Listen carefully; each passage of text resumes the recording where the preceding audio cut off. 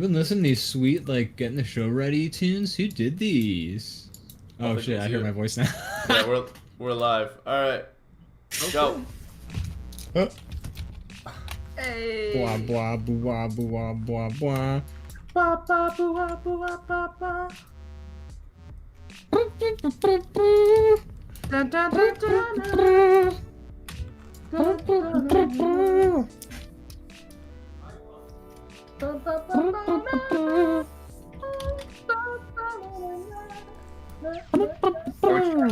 How this works? Alright. Hello. Welcome to another episode of DrawBomb. We're here. Hello. With my co-host, Ian. There he is. Hello. And we also have hello. a new friend of the show. Hello. Who the heck are you? I'm Ollie. I'm a local New York animator and artist, and I sometimes work as a barista. Awesome. All right, I'll put my shotgun away, but just let it be known, you're the one who I woke up and you were by my bed. He wasn't an intruder, but now he's a friend. That's right. That's how I met Brandon, actually. I woke up and he had a knife over me. He was just like, and then I was just like, I was put gonna that rob knife him, away. but then he won me over. That's right.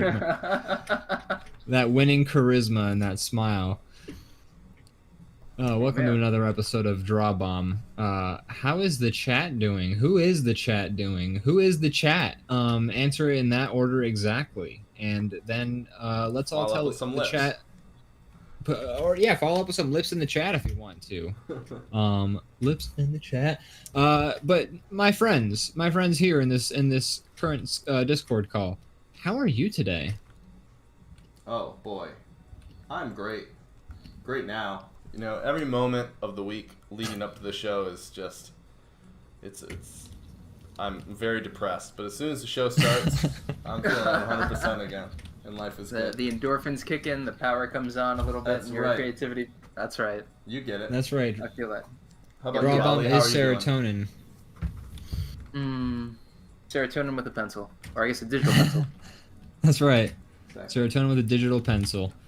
But tell us how you're doing, Ollie. Tell us now, and I'll put the gun away. Oh God. I don't know why I keep like doing things under physical I'll duress. pull out my gun.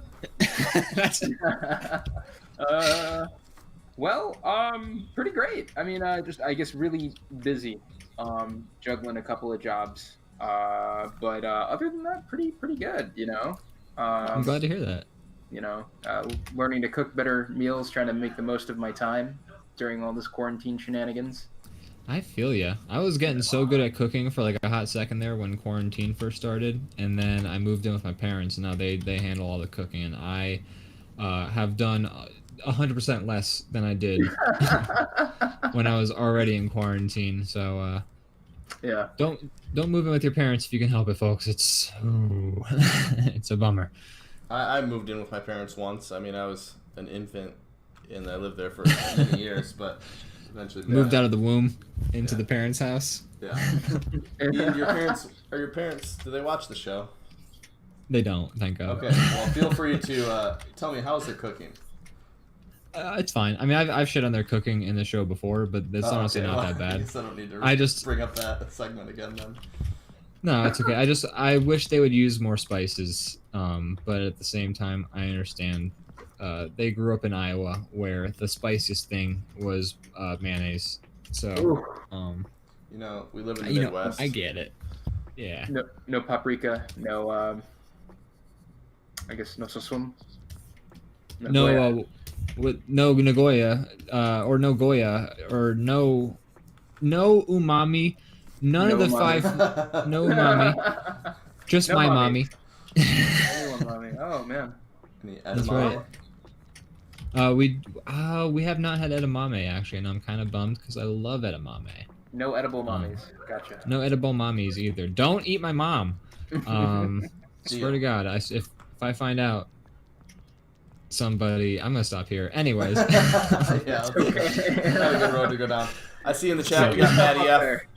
Matty F says, "It's the boys." It is True. the boys. That's right. He's right.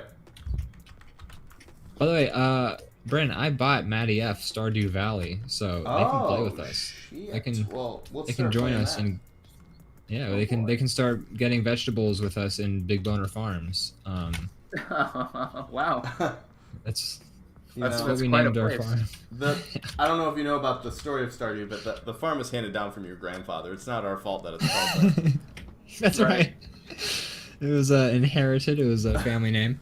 Wow, your grandfather is the Big Boner? He is That's Jonathan right. Big Boner, the man himself. Jonathan Big Boner, yeah. Oh, Of the yeah. of the Big Boner fortune. That's, Of the Big well, Boner you fortune. know, it was a meager fortune, but it's honest living.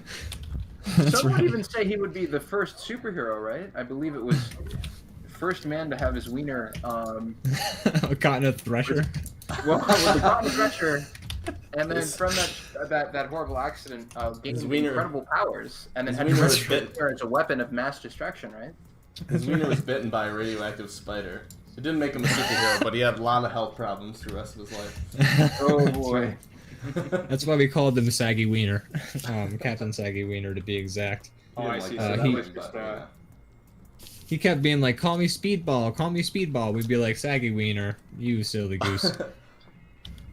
Call me Um, Grampy. I can Grampy. see that being bit by a radioactive spider may put your head as a crotch, and then your body as a spider, right? Isn't that how that works? That's how it works. You have a regular human wiener and then a giant. A spider. regular human wiener.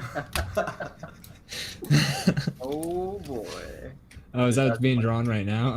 Yeah. I have a question. This is kind of Sure. unrelated, but I also kind of mentioned it a little bit. It bothers me sometimes for no reason because it's not my business and it shouldn't matter. But when people Oh, okay. refer to their grandparents with really weird names and they do it so confidently, do you guys call your grandparents grandma and grandpa, or do you have like nicknames? I feel like I know where you're going with this, but man. maybe I don't. I don't know. But so I call my current living grandparents. I have like a grandma on my dad's side, and then I have both my mom's side. We call them grandma and grandpa. We don't have any like Okay. weird name. Like we don't call them like Gumby, Gumpy, or Yeah, Gumpy that's what I'm talking Gooby or about. something. How about you, Ollie? No, I think, well, I think jokingly, you know, because there's the cultural difference, I think we called our grandpa Samurai. Okay. For a little bit. But that's Interesting. about it. Yes. That sounds cool though. Like if I was like way a cool. grandfather. Yeah. We do call our grandpa and grandma on my dad's side, like we called them Pup and Mum. But Okay. that was just like what Dad told me to call them, and I've known Dude, that. you really buried the lead. That's exactly what I was talking about. You started with the other grandparent. You knew. We called our grandmother on my dad's side Nona, but that's because she didn't speak a word of English and she spoke strictly Italian. So like that's Is Nona Italian for grandmama or something? it sure is. Yes. you go. Great grandma actually, or no, grandma for dad. But she was my great grandma, but I still called her Nona because we called grandma Mum. Mum and Papa. So what? Here's- Yeah. What's what were you gonna talk about, Brandon? Well, I mean, that's pretty much it. The thing that's always funny to me is that when people do this with their grandparents, it's so ingrained because it's what they've been calling them since they were an infant that they also 90% of the time call them that when they're talking about them to strangers. So like, people That's are like, right. I'll have people be like, oh yeah, this week, like a grown man talking to me, be like, yeah, this week I'm going to Muma's and Pee-Pee's house, like this weekend. And I'm like, what did you just say to me? That's What did not- you- Hey, Pep. Just say grandma and grandpa. I don't know your nicknames. I'm not Right. there for It's like Christmas. it's like yeah, calling them like the weird pet names, and it's also weird like some of the pet names that people give. Like this is totally a bit from a stand-up comedian. I think her name's Eliza Schleichinger, but she's just like, you know, some people call their grandpa like Gumpy Gooby or Pet Pip, and it's like grandpa killed like 60 people in the war. Like, it's like grandpa's got confirmed kills, and you're calling him like Goopy Gobby. It's just funny. Matty F in the chat says Mima offends him. Mima. And Mima, I feel like I've been watching a show recently where they call somebody Mima. Oh God, I do actually know of a show where they call their grandma Mima, but I don't want to name it because I feel like it'll make Brandon apoplectic. Oh, I already know. Mima's a popular one. Gam Gam is a popular one that you. Gam Gam is we call grandma Gam Gam, but she's a grandma character that we made up who's a ghost. Yeah. That's a waterlogged reference for those in the chat who were around 2 years ago for the website. Or if they want to go on the Wayback. That's right, Maddie F does know. Actually, I sent Ollie the link to the Wayback Machine of waterlog, so I don't know if he's read through the whole thing. That's right. Yet to actually read the whole thing, but I do want to jump in there. Well, get off our show. No, I'm kidding. No, you can read it. I don't even know if it holds up. I haven't read it in years, but I read it. What were you gonna say, Ollie? I don't want to speak on my own comic right away. No, it's. I mean, when I was reading through the first 25, 30 pages of it, I thought it was pretty solid. You know, it wasn't. Those are the worst pages too. So that's Well, I can't wait to read the rest of it then. It was the design. I loved it. I was actually talking to Ian before, saying, "Hey man, this is super Muppety," and I really love it. It is they were Muppety. They were like one of the main. I think we had like a style sheet at some point. I think we did have the word Muppet on there at some point. But I remember you telling me that, and I do appreciate that you dig what we had of what you've read so far. I love to hear when people like our stuff. But I love compliments. Yeah, I love the reason I get out of bed in the morning is for people to validate me. That's right. First I go and I get my parking validated, and then I go on the forums and get my art validated. And if people ever give me any kind of critique on my art, I dox them. Yeah. I dox them. Exactly. So that's right. We're gonna get the SWAT teams at your door in just a moment. It's gonna be horribly traumatizing, and maybe next time you'll learn to say nice things about my drawings, Brad. Yeah, I'm good. Yeah. Oh man. Brennan, what do you think was the show that I didn't want to tell you? I'm just curious how on the ball you were. Is it Big Bang Theory? It is. Yeah. Of course. We know each other so well. You're not a fan of Big Bang Theory? I'm not a big fan, no. Okay. In fact, I'm not a fan at all. It's his frequent go-to for like shows to shit on, and to be fair, it was mine too. And then I started living with my parents who watch it most nights, and I like to hang out with my family because I feel like I'm in their house. I should, yeah, right? Like, ew, gross. Like, you love your family? Get out of here. Gross. I don't have any of that. Yeah, so I've hung out with them as they've watched the show, and I've turned a corner. I actually enjoy some episodes. Some episodes I'm just kind of like, ugh. And then some episodes I enjoy very much so because they're very funny. And my door is being knocked on. Give me one. Oh, okay. Ian, you want to come watch Big Bang Theory with Gam Gam and Poopa? Poopa and Bebe. Don't forget, Poopa has murdered 100 men at the Battle of Normandy. He knows what it's like to hold a friend's intestines in. I almost called them infrestins, which is that's what a friend's intestines are called. Infrestins. That's the next drawing I draw is gonna be like a person holding in like their organs, and then like there's like a happy lower intestine popping out, going like, "Hey kids, looks like you're writing a letter." And lots of fruits and vegetables. Oh boy. Makes it so things pass through me easier. Ooh boy. Oh god. Oh boy. Yeah. Hoo-wee! Prune juice. That's all I got. I love prune juice. The more of a stereotype people begin to think about you. You love prune juice, Ian?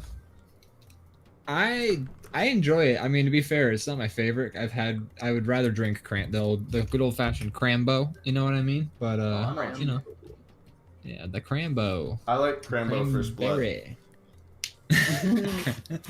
I thought Crambo 4 was pretty good, but I had the choice of seeing that or Cloverfield in theaters, and I chose Cloverfield. So, I think you made the right choice. because I like to feel motion sickness when I'm watching a movie. I like to watch a 60-year-old man disembowel people in the jungle.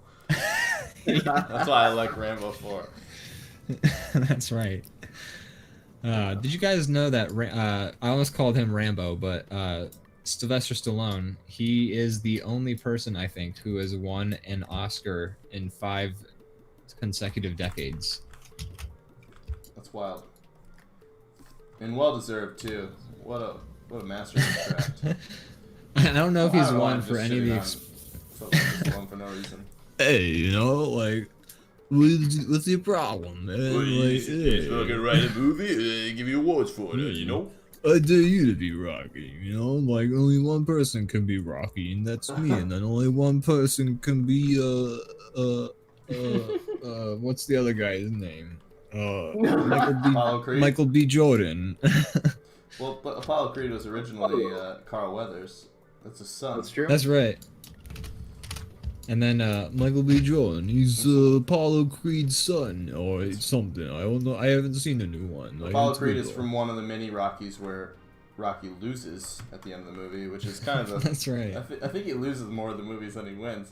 It's surprising that he gets a statue. I know, right? That's true. Oh, he's gotta be an underdog, right? He's gotta be the guy that gets up after he gets, continue rising up. He's rising up off of the streets. Mm-hmm. I've only seen one Rocky movie. I think it was Rocky 2. I think it might have been. So maybe you can tell me which Rocky movie this is, but in the fight at the end of the movie, you know, the climactic fight, he just gets punched in the face like 60 times, and then he hits the other guy once, and then the guy falls over because he it's like rope-a-dope, except instead of kind of Rocky's thing. Dope. Yeah, like. Is it in the street? Because that was Rocky 5, right? No, it was in a ring. He does. It's like at the end he is going like Adrian. Oh, that's the first one. I don't. That's the first one. Okay, yeah. Unless he yells for her multiple movies, but I don't think he does. I can't say for certain. Well, I know he says, "Yo, Adrian, I did it" at the end of the second one. He gets his ass kicked by Carl Weathers in the first, but he doesn't go down, but he loses by that. That sounds about right. Yeah. They do the little all right, this man's had enough. And then he's like, yeah, I did it. This man's 4 punches away from dying. His brain cells have halved in the last hour. So let's call it. If you want to be able to call you Adrian anymore, and you don't want to have to call him like Mima in the nursing home, you're gonna take this guy out of the ring. I like Rocky. I haven't seen all of them, honestly. But the first 2 are to me just super iconic. The ending, especially for 2, after you know that he loses in the first one, or after you see him lose in the first one, it's oof. I should rewatch some Rocky. That's like an interesting case of like the movie is almost improved by the sequel because he loses at the end of the first one, and then you get to see his triumphant victory at the end of the second one. It's interesting because that was in the 70s before cinematic universes and all that shit. And I don't think they probably expected to make a second Rocky, when they came out the first one. So it's interesting that the second one has that sort of cathartic victory at the end, because it's cool. I like when that sort of stuff, the long con almost, you wait extra long to get that victory, and it's that much more sweeter. It's a good move for the first one to have him lose, because it's not what you expect from every movie where your main character, the protagonist, wins all the time. Triumphs. Yeah. So that's a good move. True. And then the second one, you have to have him win, because you can't just have the first 2 movies he loses, because then what are we even doing here? Oh, we just got a new follower. Nighttime App. Thanks for following, Nighttime App. Welcome to the club. Welcome. Nighttime App. That is an interesting name for a follower, I gotta say. It's I a still remember watching the second one and thinking, "Oh shit, is he gonna lose again?" Because I thought he was gonna win the first time. Right. He doesn't, and then everyone did. Yeah. But, Yeah, yeah, right? but yeah, it's good that he wins the second time because at that point, it's like you go back for a third. You're like, I don't want to just watch a man get beaten over and over. Right. That's not boxing though. The third one ends with him literally just getting beaten to death, which is actually what happens to Apollo Creed. But you know, it could have happened to Rocky instead. Could you Spoilers! imagine- Oh my god. Oh, I'm so sorry. Now everyone knows. That's right. And then the fourth one is- Living in America. What was that? They play James Brown living in America. Did they do? Was that when? Did they That was play that Apollo- when? Apollo Creed comes in, and Dragunov is like, "What is this? I don't get it." Oh, okay. Because I was gonna say, do they play James Brown's Living in America while he's getting like pummeled to death? Because that is like a. I was gonna say, that's a. No, it's when he's. That would have been so interesting. As he's just, oh man, losing teeth. That's Yeah. like that's like on the level of like how they had like the horrible like murder scene in Clockwork Orange while the guy's singing in the rain. It's Yeah. like that very tonal dissonance going on of like the awesome song going on to like the horrific like on-screen visual. It's good stuff. It's like how I smashed my hand during last week's episode, and then Yeah, you what was started that playing. Oh, I don't what know. happened to your Don't hand? get me. Oh, No, okay. it was intentional. It was fine. Yeah, I did it on purpose. We were testing out new swear words, and just for a little recap of the last episode, we try to come up with the worst swear word possible. And you know, scientific studies have shown that you can handle more pain while you're swearing. So we came up with some swear words, and then I took an oil marker and I smashed my hand with it while I shouted out our swear word to see if it was effective or not. And I feel like Tark was the best swear word that we came up with. It's still a little too friendly, you know? Tark. Well, that's because we haven't like put it into the zeitgeist as a swear it word hasn't yet. been ingrained in us yet. We need to find a way to insult people's mothers with it, and then it will be. Everybody will agree that it's terrible. Exactly. In the best way. Oh, But, he's like. That's what we got up to Show 'em on my this show.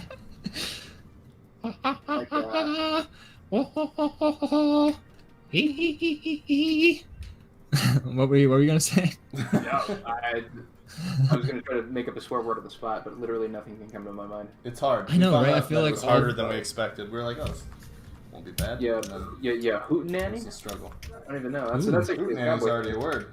That's already a word, and it's Well, a kind of. Yeah. I came up with graph as a swear word, and this graph is technically a word, but also But you mean I don't think- Different one. I don't think anyone is like shouting the word graph like. Angry. Yeah. Is this just a very technical draft? Very technical graph. It's almost like a bell curve. Oh man. Oh man, oh man. Oh me, oh my. Oh me, oh Super my. So DrawBomb. it's terrifying, honestly. that is some Yeah. uncanny valley shit I right don't there. understand what the problem is. I drew his sidekick here, Drawboy. Come along, draw boy. Okay. If you say so. Jeez, I don't know. I feel like I should really go to counseling this week after I saw you rip that man in half like a phone book. He was stealing a purse, draw boy. What else could I have done? Oh God. A Oh man no. who jaywalks doesn't deserve his legs. That's right. If you can't be ripped in half and disemboweled, don't do the crime. That's what I always say. So speaking of which, have you guys? I mean, I know Brandon has seen the new Invincible show. I have not yet. Ooh, It's so good so far. I love it. I saw a trailer for it, and it was just like people exploding for What, like really? 2 minutes. Yeah, it was very gory. It's a weird that's, thing to that's see a a that's trailer. have you guys ever heard of Invincible before the series? Actually, like as a I comic have, book? but I haven't read it, and I didn't really know what it was about either. But I I- see, like, I recognize the characters and stuff, but I recognize the characters, and it turns out I followed the one artist on Instagram because they were like pumping like drawings of like the character when the show was like about to air. But I have not read it. so I don't know too much about it. I mean, I've read a couple of the beginning issues, but it starts out like a very, almost a little too typical superhero show that literally explodes into sheer violence and just is completely turned on its head. Robert Kirkman, the writer, who's also the writer of The Walking Dead, actually was talking about how he just wanted to take everyone's perception of what superheroes are and then just kind of turn it on its head. Or just take the Marvel method or the Marvel way of doing things and just, pretty much whatever. I will say, the way you described it, where it starts off very like almost too typical, like almost like bland, is how the show does it too, and that's why I was surprised the trailer shows people exploding, because I was I didn't read any of the comics, and I was very genuinely surprised by the end of the first episode. Like my jaw was. Oh yeah. Oh, is that okay? Cool. So like in the first episode, it starts off, and I'm like, I don't know about this show. I'm kind of bored, and then the episode ended, and I was just like, oh my god. Next one. That's a pretty ringing endorsement for anyone in the chat. I don't know. It sounds, I loved that. That's what hooked me. It's just like that, and you could tell they did it on purpose. It was like a misdirect. It's like almost like cheesy like Saturday morning cartoon, and then by the end of it, you're just like, what the fuck? It was pretty good. That's interesting. Huh. So this is completely unrelated, other than the fact that superheroes are involved. So a while back I saw this video, and we can go back to talking about Invincible in just a moment, even though I have read Walking Dead, by the way, not all of it, but I've read a lot of it. But anyways, there's this, do you guys remember like the 90s Fantastic Four cartoon that like came out in the 90s? I never watched it. I know what you're talking about though. I never watched it either. At that time, I was watching Spider-Man and X-Men, the same, like the same animation studio, but I didn't see Fantastic Four. I did watch a lot of X-Men in the day, and I have the theme song memorized. But I watched a clip of the Fantastic. Like somebody posted a clip of like a sequence from the Fantastic Four cartoon.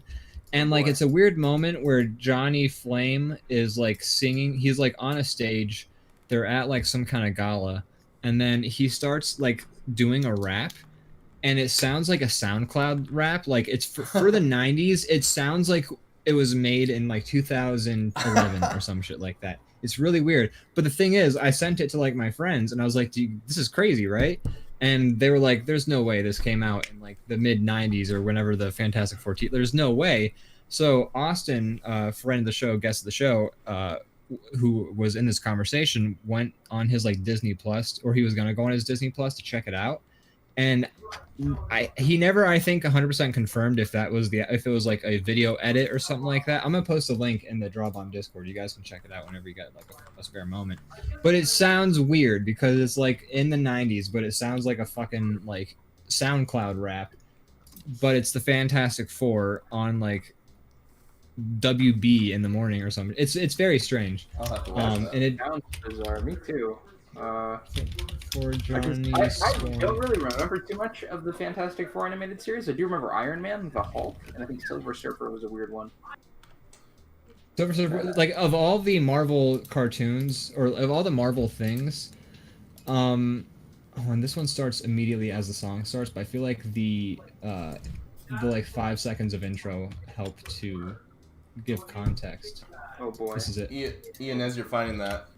Ollie, I have a request for you. So we drew the team of Drawman and Drawboy. Can you make their like weird like child-friendly sidekick? That's like the Jar Jar Binks or the Snarf or the. Oh boy! So the plushie that the studio asks you to sell. Right. Yeah, exactly. The Baby Yoda. It's there to sell toys. And we also need to figure out. Ian, we need to figure out the Drawmobile. Sorry. That's okay. These drawings you've been doing are really fantastic. Awesome. I love how like I love your line work. It's great. I appreciate it, man. Oh, okay. All right. That's got to be a fun, simple animal, right? That we need to sell. Whatever you think. You know, what do you think's gonna light up the toys market? Yeah. Oh man. It might be a little muppety. It should be. That's okay. That's perfect. What if It's looking a little phallic right now.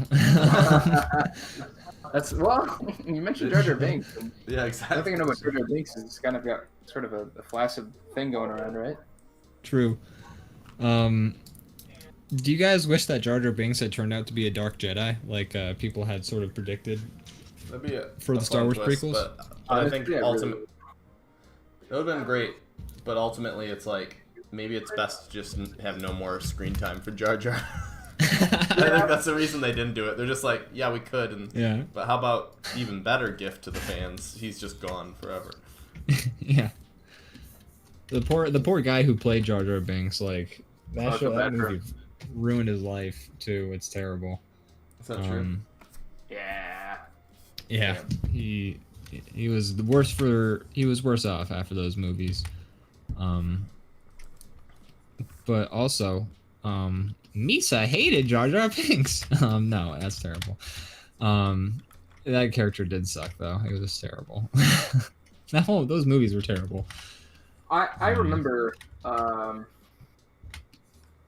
there's some like earlier documentary footage of George Lucas saying he's like the heart and the anchor of the series. Yeah. Like, oh man, I'm so sorry.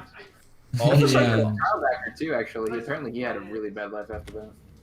He did. Hayden Christensen had a pretty rough go of it too. Really? Oh man. all the behind the scenes stuff of George Lucas is just like he probably wishes it didn't exist because the more evidence there is, the more you realize, oh, he doesn't know what he's doing. Yeah, he doesn't know what the fuck he's doing. The more sound bites they have of George Lucas, the more you're like, oh, so he got lucky the first time. Got it. Oh, his wife really edited down the original Star Wars scripts and made them palatable because otherwise C-3PO would have been a giant floating head. Also, budget constraints kept a lot now. of things from happening. Like, I think, really? like Han Solo was supposed to be like a lizard man and all sorts of shit that they couldn't do. And also, he wasn't surrounded by yes men at that time, so yeah, you know, there were people being like, "No, we're not doing that." And then he made $1 billion, and they're like, "We'll do anything you want." yeah. That's true. There.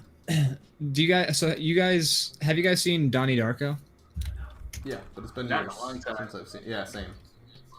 So same here. It's been a long time, and I was honestly hammered the first time I watched it. But which is a common thread. I probably understood it about the same amount you would if you were sober. sounds about right. Yeah, there's like a live stream going on, and he had to get crushed by an airplane or some shit. I don't know.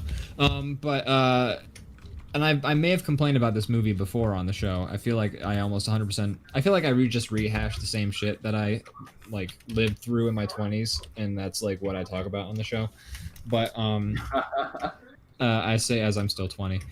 Well, I'm 29. But anyways, the guy who made Donnie Darko, he made a second movie after the success of Donnie Darko, called Southland Tales. And in Donnie Darko, he probably had some people going like, "Hey, dude, like we already have a weird rabbit thing in this movie. Maybe don't fucking do like this other weird shit."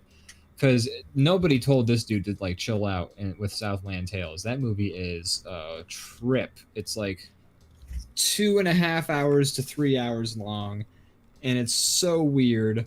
And like it's got The Rock and Justin Timberlake. And it's got like a musical sequence where Justin Timberlake sings a song from The Killers, and it's a big allegory for the Iraq War. And Janine Garofalo's in there, and like Will Sasso's in there for like a split scene, like half a scene. Will Sasso's in it for like a scene, and it's just weird. It's a really weird movie. It's so weird. Sean William Scott's like a main character who travels, like he's got like a clone of himself from the future or something. It's like so strange. Wow. I just picture like the production or the agents being like, it's the same guy who made fucking Donnie Darko, and everybody's like, all right, get me in that movie. Right? And then no one was like, hey, we should probably tune down like some of this this weird shit you got going on. There's like a scene where The Rock is on a blimp that's on fire, and he has like his finger pointed to his head, and he's like, but guess what? I'm not gonna kill myself because I'm a pimp, and pimps don't commit suicide. And then that's a line Wow. that makes sense. If you heard it now, it makes about as much sense as it does when he says it in the movie. And then those are also like, there's a scene at the end of the movie where Sean William Scott is flying in a dumpster into the sky with another future version of Sean William Scott sitting in the dumpster, and they're about to touch hands. That's right. Oh, And man. they're going to touch hands, which is going to cause the world to end, because if you touch yourself from a different time period, you can't exist in two places at once. And then you complete the causality loop and I don't know.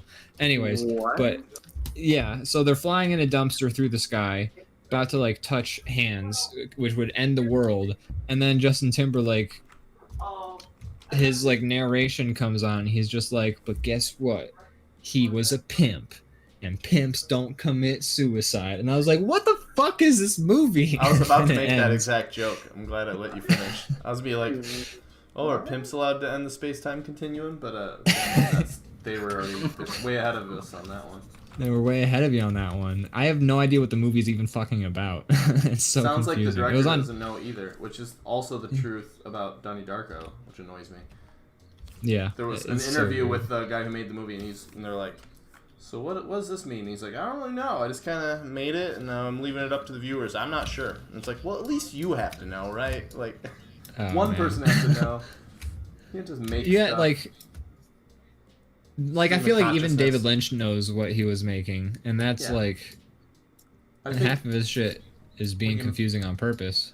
when you make the thing, you're allowed to, like, you know, death of the artist. Like, it become if somebody interprets it as something else, that's part of the fun. But like, the person making it should at least have an idea of what it's about, right? At the very Yeah. least. Clear image for sure.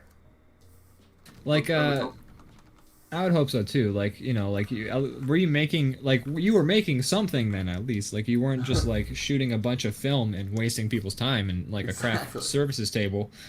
I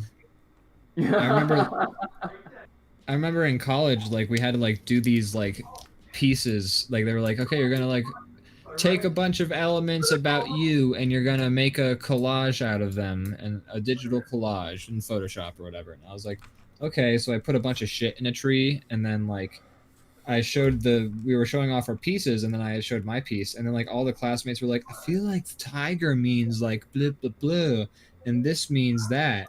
And then the teacher was like, all right, now that the critique period is over, like, you know, Ian, do you have anything to say about your piece? And I was like, yeah, sure. So I liked what all of you were saying about what you think what is what. Here's what I was going for with those intended things. And I sort of explained what was going on in the picture, like metaphorically and stuff. And then like I just watched everyone in the class's eyes glaze over. So I almost feel like sometimes like like once you start explaining the meaning of stuff as the person who created it, like that's sort of where people sort of tune out almost. I don't know. It's a weird dynamic, because like if you make something with the intention but then you don't tell them what it was ever, like people can still hold on to like their weird, like, That's true. oh, maybe That's it's a good point. maybe it's about, yeah, it's weird. I don't, it's a weird dynamic. The Might be the life same of as an like artist. when you like, you know, you read a book and then you see it like on screen for the first time, and like the voices aren't right and the characters don't look how they should. It's like, no, I Yeah. only enjoyed this when I had part of the say. Yeah, exactly. What do you Yeah, mean that's this? really interesting about your piece, but you're wrong. Oh, okay. I thought that, you know, I put the thing there. No, you didn't. It's like, no. I don't know why I drew SpongeBob over here. I don't know Is that their what I was sidekick? doing. But yeah, I think he's just another person in the Super Squad. What's his costume from that It's the crossover. superheroes? Drawing Superhero the bomb mobile or the draw mobile, I don't know what you call it. Hamburger? The DrawBomb meal. DrawBomb meal? The draw. That sounds like a medication for depression. It DrawBomb does. meal. Take DrawBomb today. Side effects may Some- include no emotion. Do you wake up in the morning and wonder what today has to bring? If you constantly suffer with these thoughts, try DrawBomb. DrawBomb is recommended by doctors, blah, blah, blah, blah, blah. It's recommended that you don't take DrawBomb if you've had thoughts of suicide or if you make movies that are complete gibberish. Yeah. Pimps don't commit suicide. Pimps should not take DrawBomb. If you have... DrawBomb may cause severe inflammation of the brain, and if it gets too severe, it may kill you. Oh, Jesus. So many side effects in those pharmaceutical commercials. It's like, just make the right pill, am I right, guys? Side effects include losing your pimp powers. That's right. No Your longer- pimp hand may not be as strong. Pimp hand weakness. That's right. We have fun here. We I don't. think so. So, Ollie, you were telling me earlier you are an animator. Is that correct? I am an animator. I'm That's awesome. currently working on a couple of different projects. Nothing I'm super allowed to talk. I mean, I guess I'm just doing like a music video for a local hip hop artist. I'm doing that's a couple fun. of things for some comic companies that I'm not actually. Well, I'm doing stuff. I don't know. You don't have to get specific. Yeah, you don't have to break any NDAs for us We or don't want to anything get like you that. fired here on. Yeah, me neither. I think it's the one thing. If it was just us in a room, well, I don't even want to say that. Never mind. No, you wouldn't do that. If we, You wouldn't yeah, do if that. we had like more than one viewer right now on our channel, maybe I'm like, if we were up to like 10, I might, prod you a little, be like, hey, come on. But we Ollie only takes have his one. NDAs very seriously, and he wouldn't do it. So let's just leave it at that. Yeah. That's right. He won't tell us about the super secret project. Well, I just meant like, oof, no, I just meant like for, not that if we're, I mean, yeah. Anyway, so this is a fly I'm drawing. Hope you The guys fly are right okay there. He's got some elephant-like qualities too. Yeah. Good job from that. Wait, Jar Jar Binks was not the traitor guy that was trying to keep little Annie, right? That's another kid. No, No, that would was- have been that way was more a- fun. That was the anti-Semitic. Oh, Stereo- crap. Oh, caricature. yeah. Sebulba? Or was that his name? Guado? I don't know what his name was. Guado. Guado. Was Sebulba somebody? Was Sebulba the guy he raced against? I Sabalba think is so, somebody. yeah. Sabalba is That's- definitely somebody. I completely forgot about a lot of the weird racial stereotypes they would throw on aliens. There's a lot. He raced There's against so Sabalba. many. But Sebulba had like a weird Fu Manchu mustache going on too, which We're I don't thinking know, like Watto. Watto was the. Guado. Watto. Hey, what's going on here? You took my best good little child. Wow. Were you the voice actor of Watto? I was gonna say, 'cause How did you know? Oh man, what a career! I can't give my best slave to some Jedi. What's going on here? Now play your dice. Oh boy, Those movies are trash. they're questionable sometimes. I remember my dad looking real uncomfortable when the Chinese looking aliens Yeah. spoke in that harsh Asian accent. He just sort of looked Yeah. at my mom like, "What is?" Oof. Yeah. Yeah. I'm never gonna forget that. I Really? don't know Well, what I kind of mean, weird choices they made in those movies. So not- strange. I don't know, George Lucas's decision, I guess. I guess they were Yeah, I trying to get. ground them in some not super cool way, but I don't know. Yeah, I don't. Just weird choice. Like, hey, I can't think of an alien. I'll just use a racial stereotype, I guess. Save time. There you go. Time to go back Yeah. to my ranch. It's an infinite world that could have any type of voice, that even ones that have never existed before. All right, let's pick a super offensive one. How about that? Yeah. It's an infinite world that could have an infinite number of racial stereotypes for them to use. But they managed to use them all. That's amazing. I Yeah. know. That's true talent. Oh boy. I'm just glad that Jar Jar Binks didn't call anyone like a bumbaclot or something like that. Like, that would have been like a little bit too intense. Like, there's just so much It's like a bad word. Oh, okay. For like in like Jamaica, I think is specifically, or like possibly just in the Caribbean or something like that. I don't know, but yeah, you know, I'm gonna Google that word. It's not a good word. Is basically if somebody is a bumbleclot, it's bad. So if you care about your being in the Caribbean, don't say it. Yeah. From here. It's a good So like tip. I would be really embarrassed if I accidentally said that in the Caribbean, and now I won't. you better not. Is a Jamaican curse word used in? Is it okay? Bumbleclot. This is a curse word used in Jamaica. Now I'm getting this off Urban Dictionary, so like, take this with a fucking grain of salt. This is a curse word used in Jamaica when surprised, angry, etc. It is a part of the language patois. Oh, patois. Patois. You can say it is the equivalent to fuck. Essentially, I'm looking up some more. I'm looking up to see if I can find like a more specific. There's too many syllables in my opinion.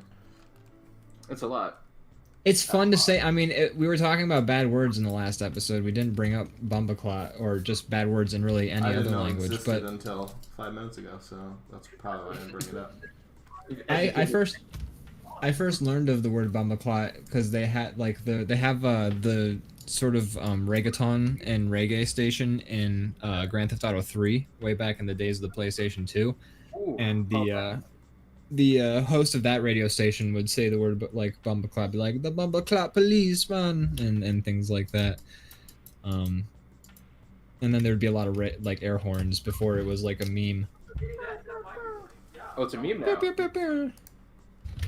Yeah, you know, the air horns. But bumbleclot's kind of a meme too, actually. Like when I searched the word, it was like the top definition. It was like the bumbleclot meme, and that was like, what was that? Do you keep saying air horns because you're waiting for me to use air horns? No, they did use it. You can't. I mean, if you want to activate the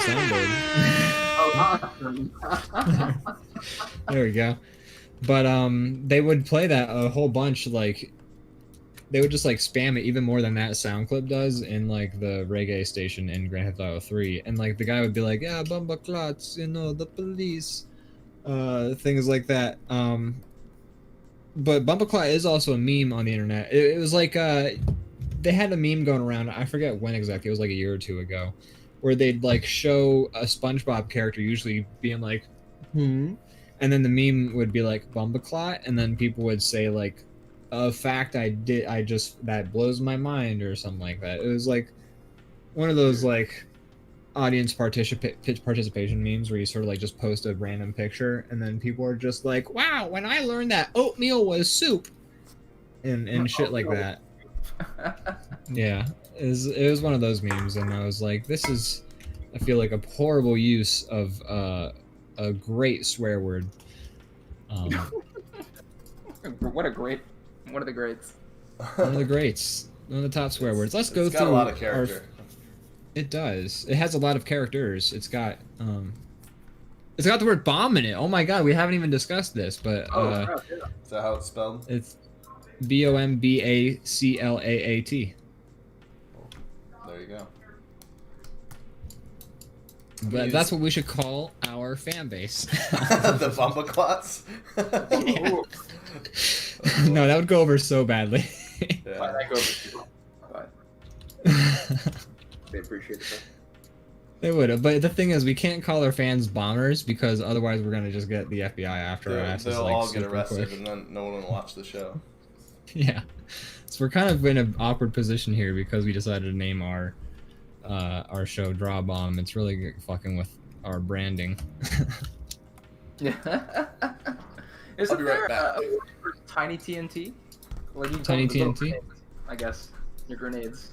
Grenades, yeah, grenades, dynamite, trying to think of other explosives of the small C4, Semtex, plastic. Now I'm just listing weapons I've used in Metal Gear Solid. Rockets, I guess. The rockets. The Nikita, was that the name of the rocket launcher that you had to like manually steer the damn rocket into the electrical box? You know what? I am guilty of not playing Metal Gear Solid, actually. I know. I'm Well, missing out. prepare to be berated for a solid 10 minutes about how you haven't played the same things I have, because that's what we do on this show. No, go ahead. What were we gonna say though? No, I think I just played Guns of the Patriots. That's it. Where That's Snake the fourth one, second right? Fourth? Second one. What's the one where you play as Raiden for the first time? People hated it. Oh, that was the second one, yeah. Yeah, okay. What was that one? It wasn't Gun. It was like Sons of Liberty. That was what it was. Sons of Liberty. There you go. That was where like the already complicated plot of Metal Gear Solid 1, they were like, hey, what if we made it 50 times more difficult to navigate and understand what the hell's happening? Yeah, I game. never could get through what was happening in that series, to be honest. It just completely escaped me. Probably because I was a kid at the time, but I was like, what the fuck's happening?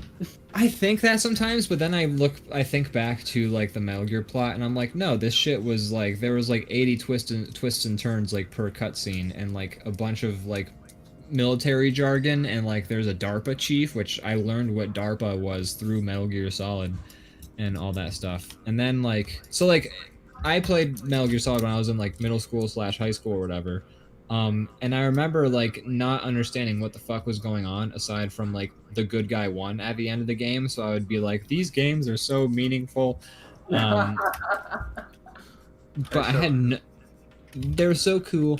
I had no idea what was going on though. Like just absolutely fucking confused. They'd be like, yeah, that was a fake bomb planted by a fake bomb guy. The real bomb is in this place, but it's already exploded, so it's too late. And also, like, I don't know what the fuck. The most I understood what was happening in Metal Gear Solid 2 was the skateboarding minigame. Wait, there's a skateboarding minigame in Metal Gear Solid 2? Yeah, they did like I don't know why they did these, because it was still on the PS2. Like they did a re-release of Metal Gear Solid 2 called like Metal Gear Solid 2 Substance or something like that, which was, I don't even know what they did to the main game. I think they added stuff and like items, but they also had like a skateboarding minigame that had a rockin' like punk rock cover of the Metal Gear Solid theme song in it, and it was pretty fun, honestly. It played basically like Tony Hawk. I was just gonna say it's an abandoned Tony Hawk project that they had. Basically, yeah. Yeah.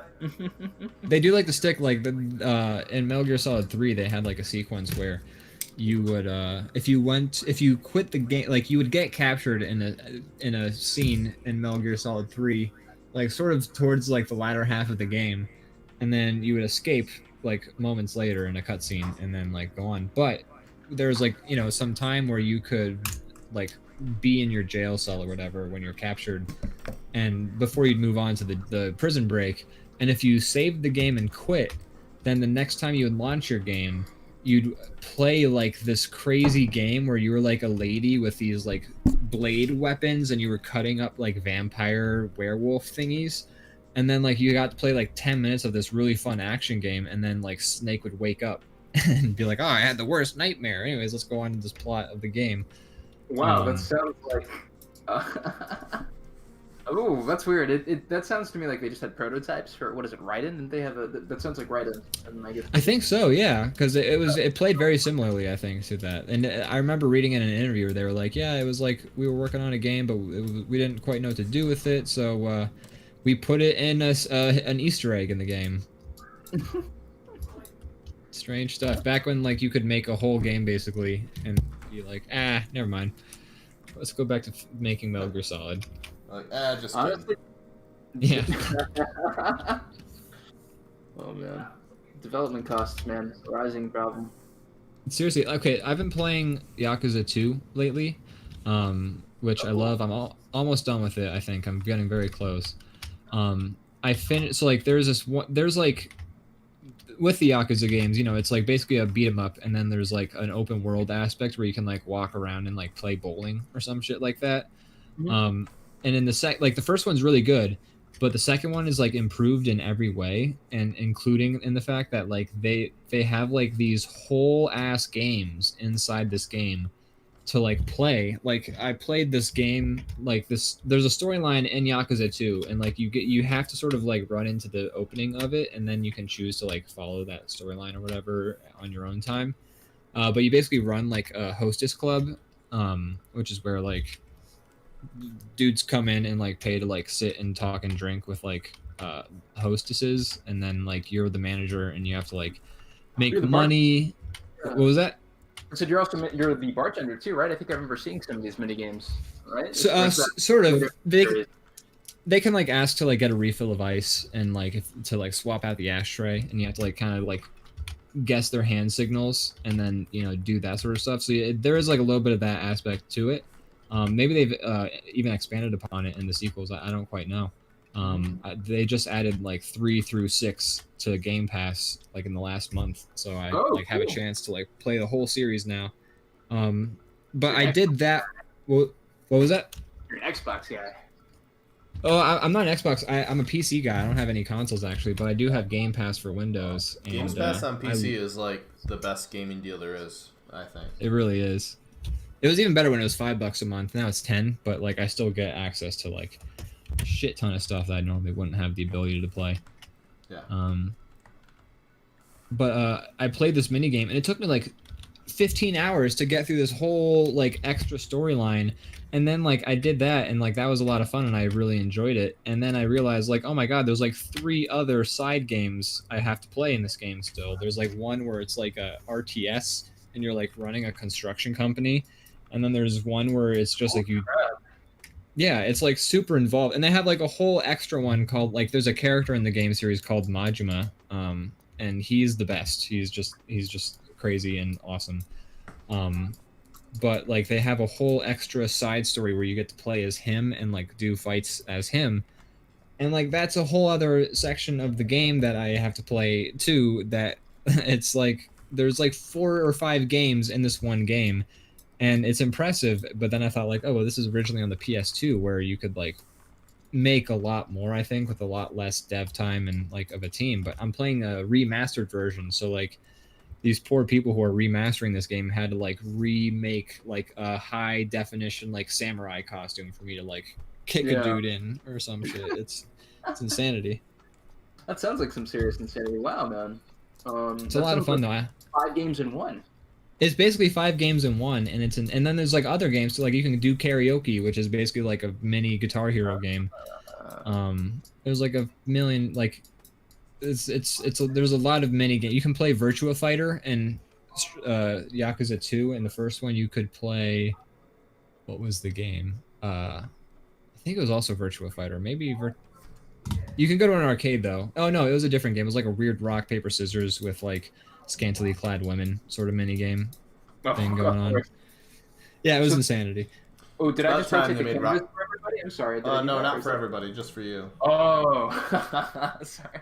It's about time they made rock, paper, scissors sexy, you know? I feel like we've all been asking for it. Do it. That's true. So this is the spiritual successor to Shenmue, right? Kind of. It feels a lot like, I mean, what Shenmue is like you walk around an open world and then you have to like fight people sometimes, right? Yeah, and there you also have all the arcade games. You got a bunch of mini games. You do stuff. Oh, then yeah, that sounds exactly like Shenmue. Oh man. But you're a guy from the Yakuza, and also Kiryu is best boy. Like I'm just gonna say that right now. I have not enjoyed a main character as much as I've enjoyed Kiryu Kazuma from Yakuza in some time. He is just so much fun. Because he starts out in the first game as like the Yakuza bouncer, like basically like. The storyline of the first game is he's like in the Yakuza. He's the guy they send if you need to get the shit beaten out of you, especially if you owe money or something like that. And then he like gets framed for a murder. Then he goes to jail for 10 years, and then he's kicked out of the Yakuza. Then he gets out, and then he has to solve like mysteries of like his past and blah blah blah. But like he is so pure. Like I played a game recently, there's like side stories and like side missions you get to do, and I played one recently where like your friend who runs the host club is getting attacked by like members of a gang who are asking to like see one of their ex-members of the gang, and then you go to talk to that person, and they're like cross-dressing now, and they run like what's called an Okama bar, which I think is like a bar where Is it a bar where like you get served by people who are cross-dressing? I'm not sure what qualifies an Okama bar as strictly an Okama bar. I'm not sure how friendly the term Okama is, but I thought it just meant someone that was. Well, let me double check. Is it like a trans bar or something like that? It's basically, yeah. From what I understand, it's that. If the word Okama is sort of derogatory, then that's good to know. We can do our apology tour next episode. Yeah. Yeah, I do apologize pretty much every I just episode. remember being used as a term for like homosexual, like gay. Okay. I don't know whether I don't know actually. To be honest, I'm kind of looking it up right now. I know Japan doesn't really have PC culture at the moment. Right. Yeah. So they don't really particularly care, or well, maybe they do. It's just not outspokenly so. But gotcha. I'm not sure. But like when your character like finds out like this dude's taking on a new life as a woman working in this bar, your guy's just like, hey, like basically like everyone who like knew this person when they were living life as a man, like basically like accepts it's like so just like good-hearted and everything because everyone's just like, oh my god, it's you, and the guy's like, yeah, I'm a woman now, and they're all like, cool, it's great to see you again. And I was like, oh, this is nice. Sweet. That's great. Yeah. And like, yeah, it's how it should be. And like all the time, Kiryu is just like always just like looking out for people and just being so nice. And like there's one mission where you like sign a petition to like plant more trees, and it's a big scam for like loan sharks to come after you. And then you beat the mission and you beat the crap out of a guy and like smash his computers. And then your Kiryu's just like, I would have liked to see more trees though. And it's like, it's great. He's so pure. I like how they find a way to make it wholesome, but you also get to punch people in the face. Exactly. He punches people in the needle. Yeah, they managed to do it just like right somehow. While also you're still a member of the Yakuza, which is, it's interesting. But I love those games. They make me feel good. Like when and like it's funny too. Streaming the whole series, I just feel like that's the perfect game. It's a great game. I mean, I'd be happy to stream them again. I mean, I might not do all the side missions all over again now that I know which ones actually matter or anything like that. But super fun. Yeah, was it hard for you to kind of be able to differentiate the filler from what was necessary, or did you not even care at a certain point because you were having so much fun? It's a little bit of both. It's like at first I didn't care because I was having so much fun, and then you get to a certain point where you're just like, okay, but I do want to like solve the mystery that is like sort of like there's a term called like video game open world synchronicity or something like that. It's like a term. It's not like an official term or anything, but it means like there's the main story of the game you're playing, and then they have this open world that they're like, yeah, you can like fuck around and do whatever in this open world. But like in Yakuza, it's really weird because at any given moment, like your guy's like, oh my god, this person is being held at gunpoint. I should head over to this building over here. But also I can like stop by the like Ginkako takoyaki like stand and like eat a whole bunch of like food there, and like also help an old lady with her groceries or some shit, like, and take my time while like a person's like still held at gunpoint. There's like a really heavy disconnect between not to interrupt, but that's every open world game that's ever existed. You're always like, oh my god, everyone's been taken hostage and the building's about to explode, and then you're like, do you want to go bowling, or do you want to like right, if it's you want to play the lasso mini game, or do you want to shoot like archery? You can do that in all those games. Because nobody wants to feel so constricted to, like, I have to do this in an open world game. But it's also funny. Just, like, if you're, like, for the sake of the story, you're just like, this is weird that I'm, like, doing this when there's some urgent situation happening in the background. Yeah, it's very heavy because, like, everyone's, like, and, like, the main storyline of the Yakuza games are, like, so convoluted. Like, the first one is, like, your girlfriend's missing, and also there's, like, a $10 billion on the line and like 5 warring factions of the Yakuza, and like it just gets so intense, and like it all condenses down in like the last 3 chapters or so like it all starts to make sense. But like there's a giant, like where I'm at in the game right now, like literally somebody's being held hostage. Some like a bunch of people just died and got their cars exploded, and my guy's like, maybe I'll go do some karaoke. I don't know. Not to change the subject, but your Squidward drawing's amazing. I love it. Oh, thank you. Yeah. I was looking at these amazing SpongeBob's and this Patrick over here, and then I was listening to the Yakuza. Yeah, now I'm going down the line too. Mr. Krabs coming out. Mr. We might be Krabs a- crossover. Let me hear it. Let me see it.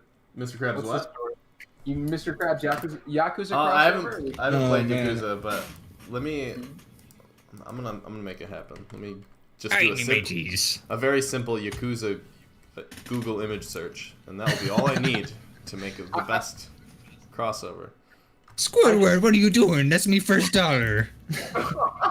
Oh, I just googled the word Yakuza, forgetting that's a very real thing, and now these images are very Yeah. not what I was looking for.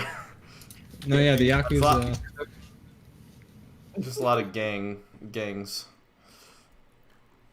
Those tattoos, man. I was about to say those tattoos are so Yeah. sick, though. Yeah, they got some awesome. Yeah, careful what you say on here, man. You're gonna. Oh shit! Look, I love your tattoos. They're great. We I have respect so you. little money. Yes. Oh, I'm such a poor artist, guys. Oof. Nothing Yeah, I'm stealing. No reason to hassle me. I really put the Arving and starving artist. Um, Oh man. Now, if I memory serves me correct, from what I've seen of Yakuza, there's a lot of horrific QTEs of just ball-crushing moves. I think Kiryu literally picks them up and throws them, legs spread open, into a lamppost, and smashed Yep. them.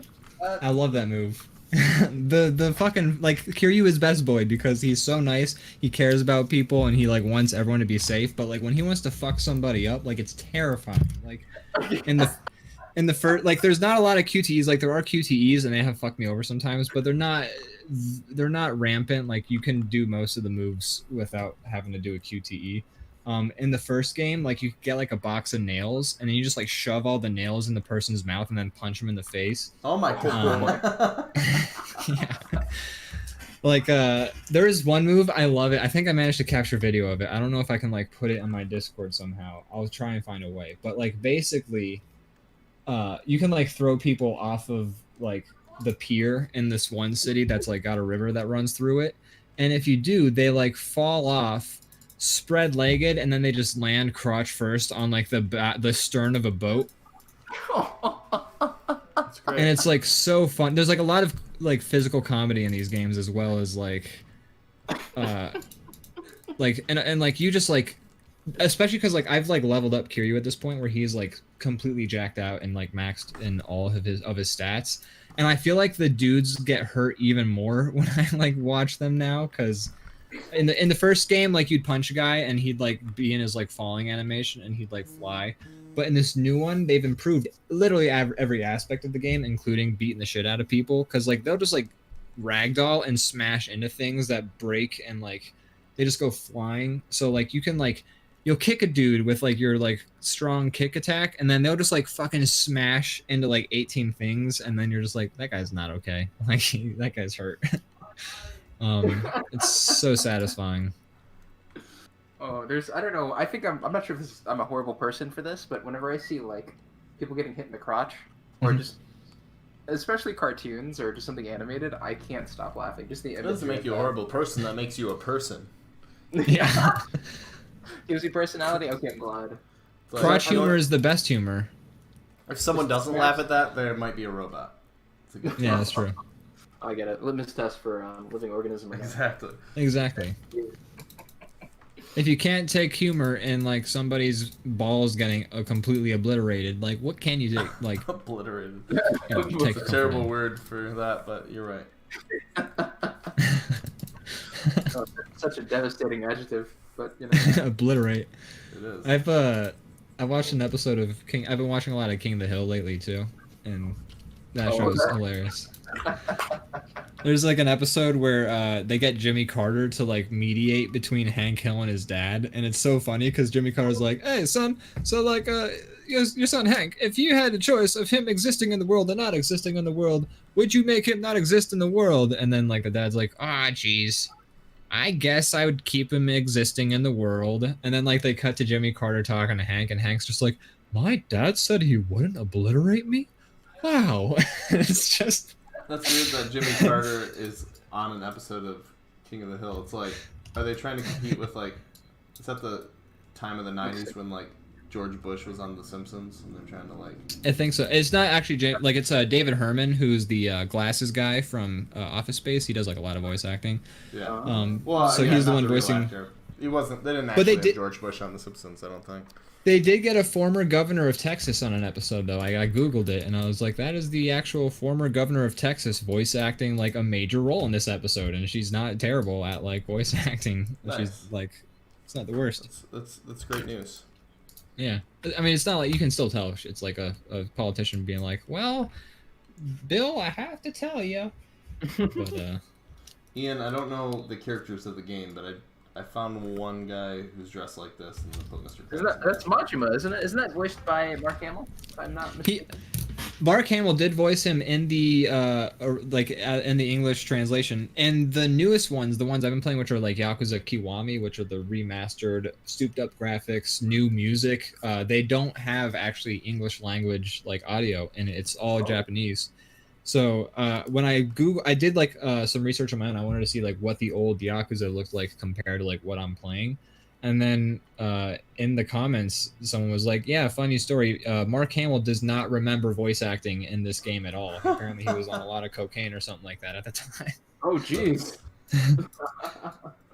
Had no It was idea. like, yeah, somebody like messaged Mark Hamill on Twitter being like, I can't believe you're Majima. And then Mark Hamill was like, I don't know what the fuck that is. What did you say to me? It's always bizarre. Like, I know this is different, but similar thing you're saying. The movie Maximum Overdrive is the only movie that Stephen King wrote and directed, and when he talks about it in like interviews, he's like, I don't remember making that movie. Like, he's like, I was heavily on cocaine.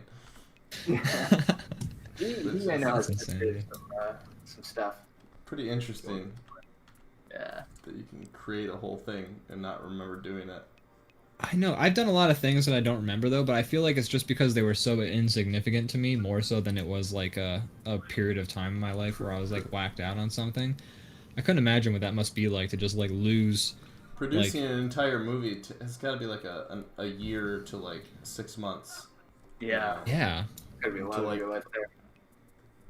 It's insanity. Like, I remember a lot of, like, I have to like have milestones in my life where I'm like, to remember what I've been like during this entire quarantine. I've been using like the shows I've been marathoning as like my like those like picket signs in like the side of like a forest trail, so you know how many miles you've gone.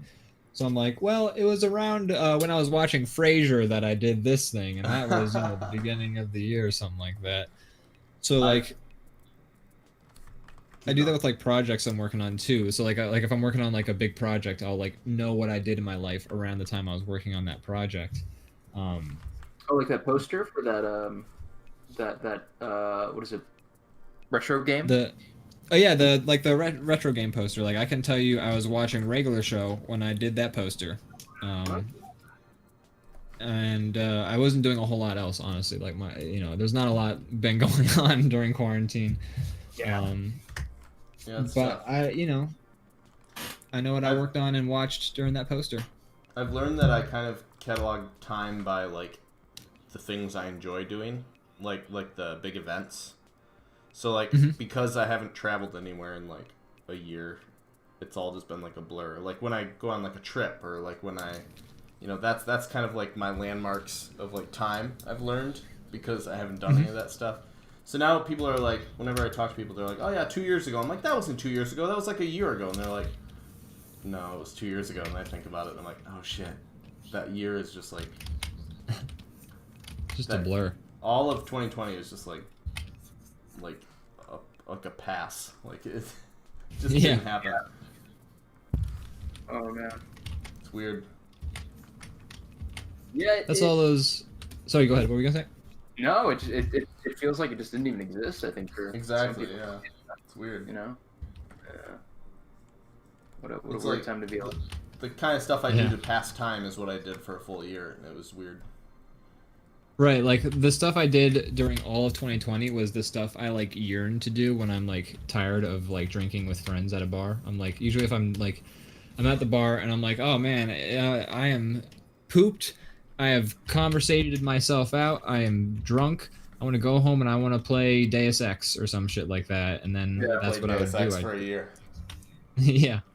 and then that's all I've had to do for like the entire year is like now I want to like go out and go to a bar and like get into an asinine conversation with somebody because I kind of miss that now at this point.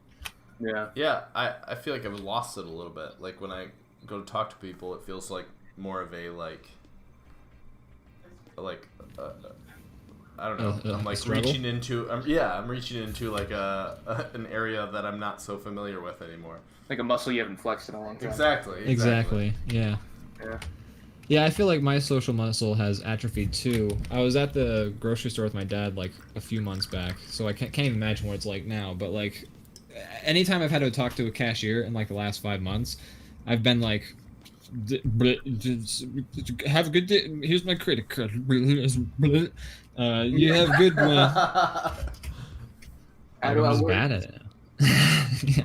I went to a restaurant recently for first time in a while, and I gave them my ID because I was ordering a drink, and she goes, "Oh, we have the same birthday," and I responded with, "Happy birthday." The day was not that day at all. Oh my god. So here's where I'm at as a human. I hear you. My ability to human is oof. It's not good. It's a muscle you gotta flex. Although to be It fair, is. like even when I was exercising that muscle, I would still like when I was working in whitewater rafting, like it would still be like people would be like the bus driver would drop us off at the river, and the bus driver would be like, "Have a good trip," and I'd be like, "You too." Yeah.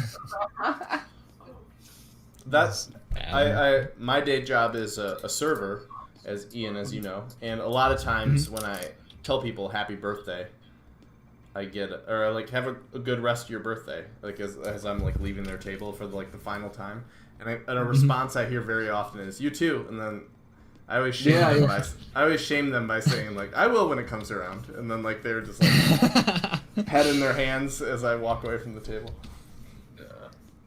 I do think that addressing it though is better than just leaving It it is. hang. Like if I say something really fucking awkward and embarrassing in a conversation, I'll tend to just be like, "Wow, what are I'm doing?" Like I'll tend to address it. What I'm doing. Beautiful. It's just friendly ribbing. I'm not, they appreciate it. Yeah. Just, I think it's better than like leaving it hanging though. You know? Yeah, because then they lie awake at night thinking about it. If you like rip the band-aid off and like make fun of them, then it's over. Exactly. Just like lying there going like, "I'm such a fucking idiot." Oh. That server's probably making fun of me right now, and I am on Twitch on a in front of podcast. in front of all 3 viewers. Oh man. I'm But terrible at people. It's fine, everybody is. That's the secret. The people that think they're really good at it are worse than the rest of us because they're just like obnoxious. And they have no like filter, and they're just like, "I'm the shit, bro. Like this dude definitely wants to hear about Anybody who like, thinks my." they're really good at talking to people, when they walk away, everybody's like, "That guy's a douche." Yeah. That's true.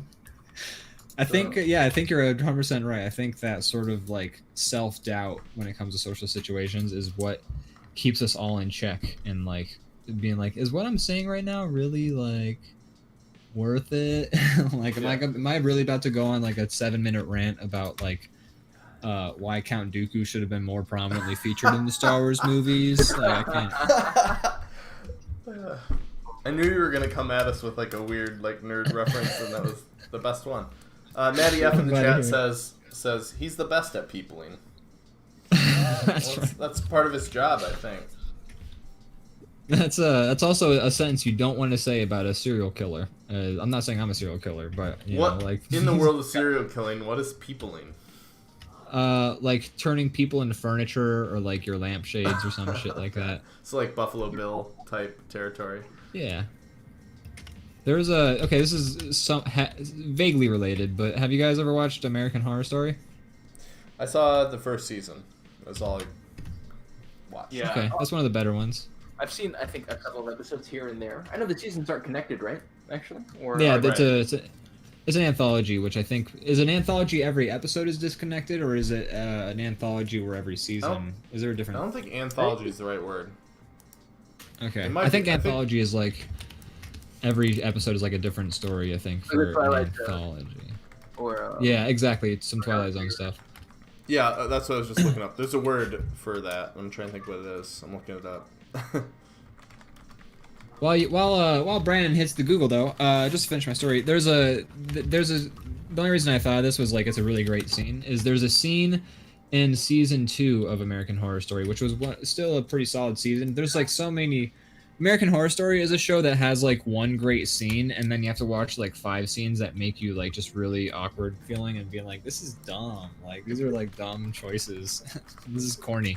But I think certain seasons work out better than others. But in the second season, there's a character who is like introduced early on, and he seems really friendly and nice, and then a character escapes from like the asylum, I'm pretty sure, and then runs to this person's house and then is hanging out there, and then like the person like leaves the room to get them a drink, and they start to kind of like the way the whole scene is set up, like you start to be like, the vibe's off here, there's something about this vibe, and then like if you like they have it pretty prominently displayed, but the person's sitting next to a lamp, and then on the lampshade I'm just like, that's a nipple on that lampshade right there. Oh God, this person has walked into a serial killer's house, and it's just very well done the way the way they set it up. It's like it hit like the right tone of creepy for me, where I was just like, oh, that's fucked. This is gonna be great.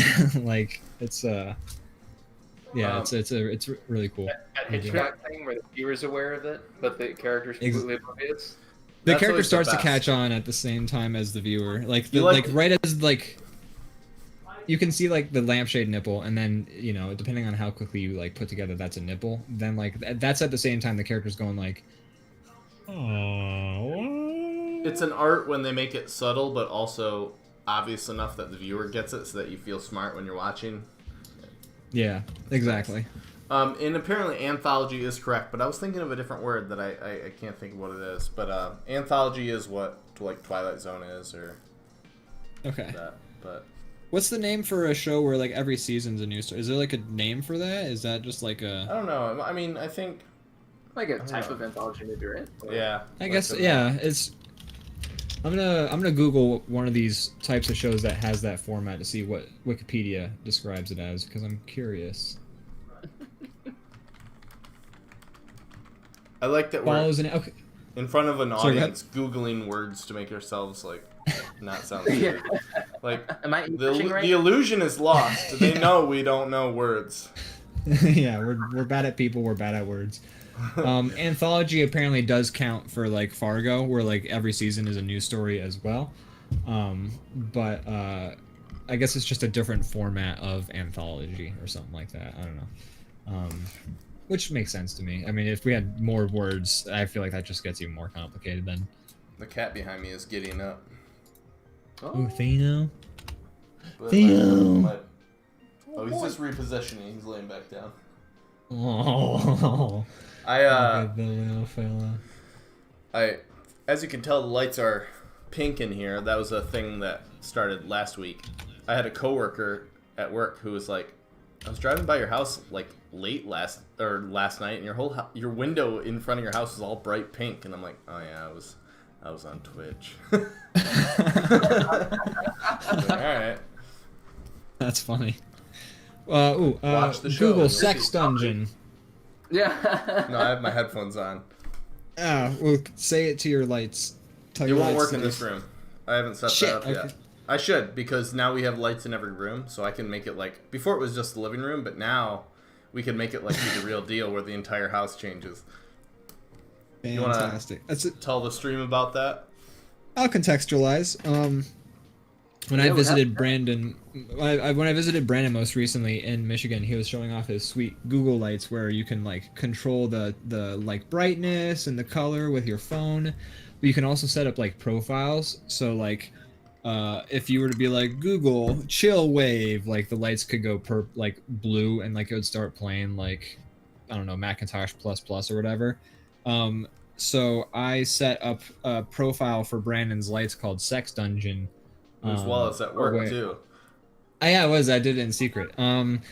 But basically, like the lights turn super pink and black or something like that, I think, or I guess you can't turn a light You black. can't that's turn a just light off. black. That's just off. We're saying the same thing.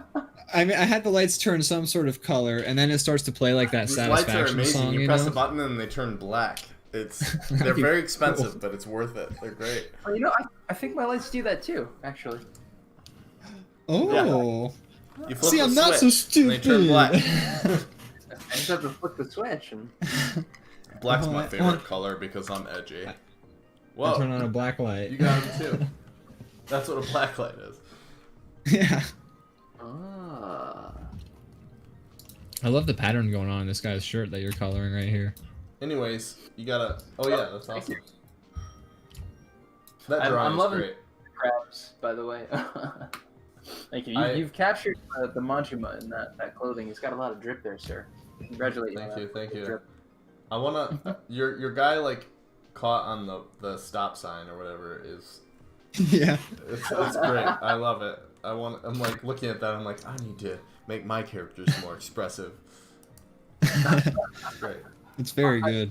I'm just sort of copying whatever SpongeBob things I'm looking at and on my phone. I'm cheating a little bit. I haven't seen your work before the show, so I'm just like very like. This is great. I'm loving it. Good work. I will be posting another link. I did post a link before for a previous announcement of the show, but I will post a link once again to Ollie's website. I agree. I think everybody should check out Ollie's website because I've looked at the art on there and it is phenomenal in my opinion. It is I want to. very good. It blows me out of the water in my opinion, especially I'm my sure me too. contributions Honestly. to this show. I wouldn't go that far, guys. I mean, I'm enjoying your stuff, man. We're just collabing here. You know, I'm very happy. You don't have to be nice. Being serious, Wow. and being honest. Very talented and nice. Thank you. I appreciate it. The full package. I was Gosh. told if I had 2 of those, I could get a job. You have to be either nice and really good and on time. So far, I've been best to be nice and on time as possible, but not very many jobs have popped up.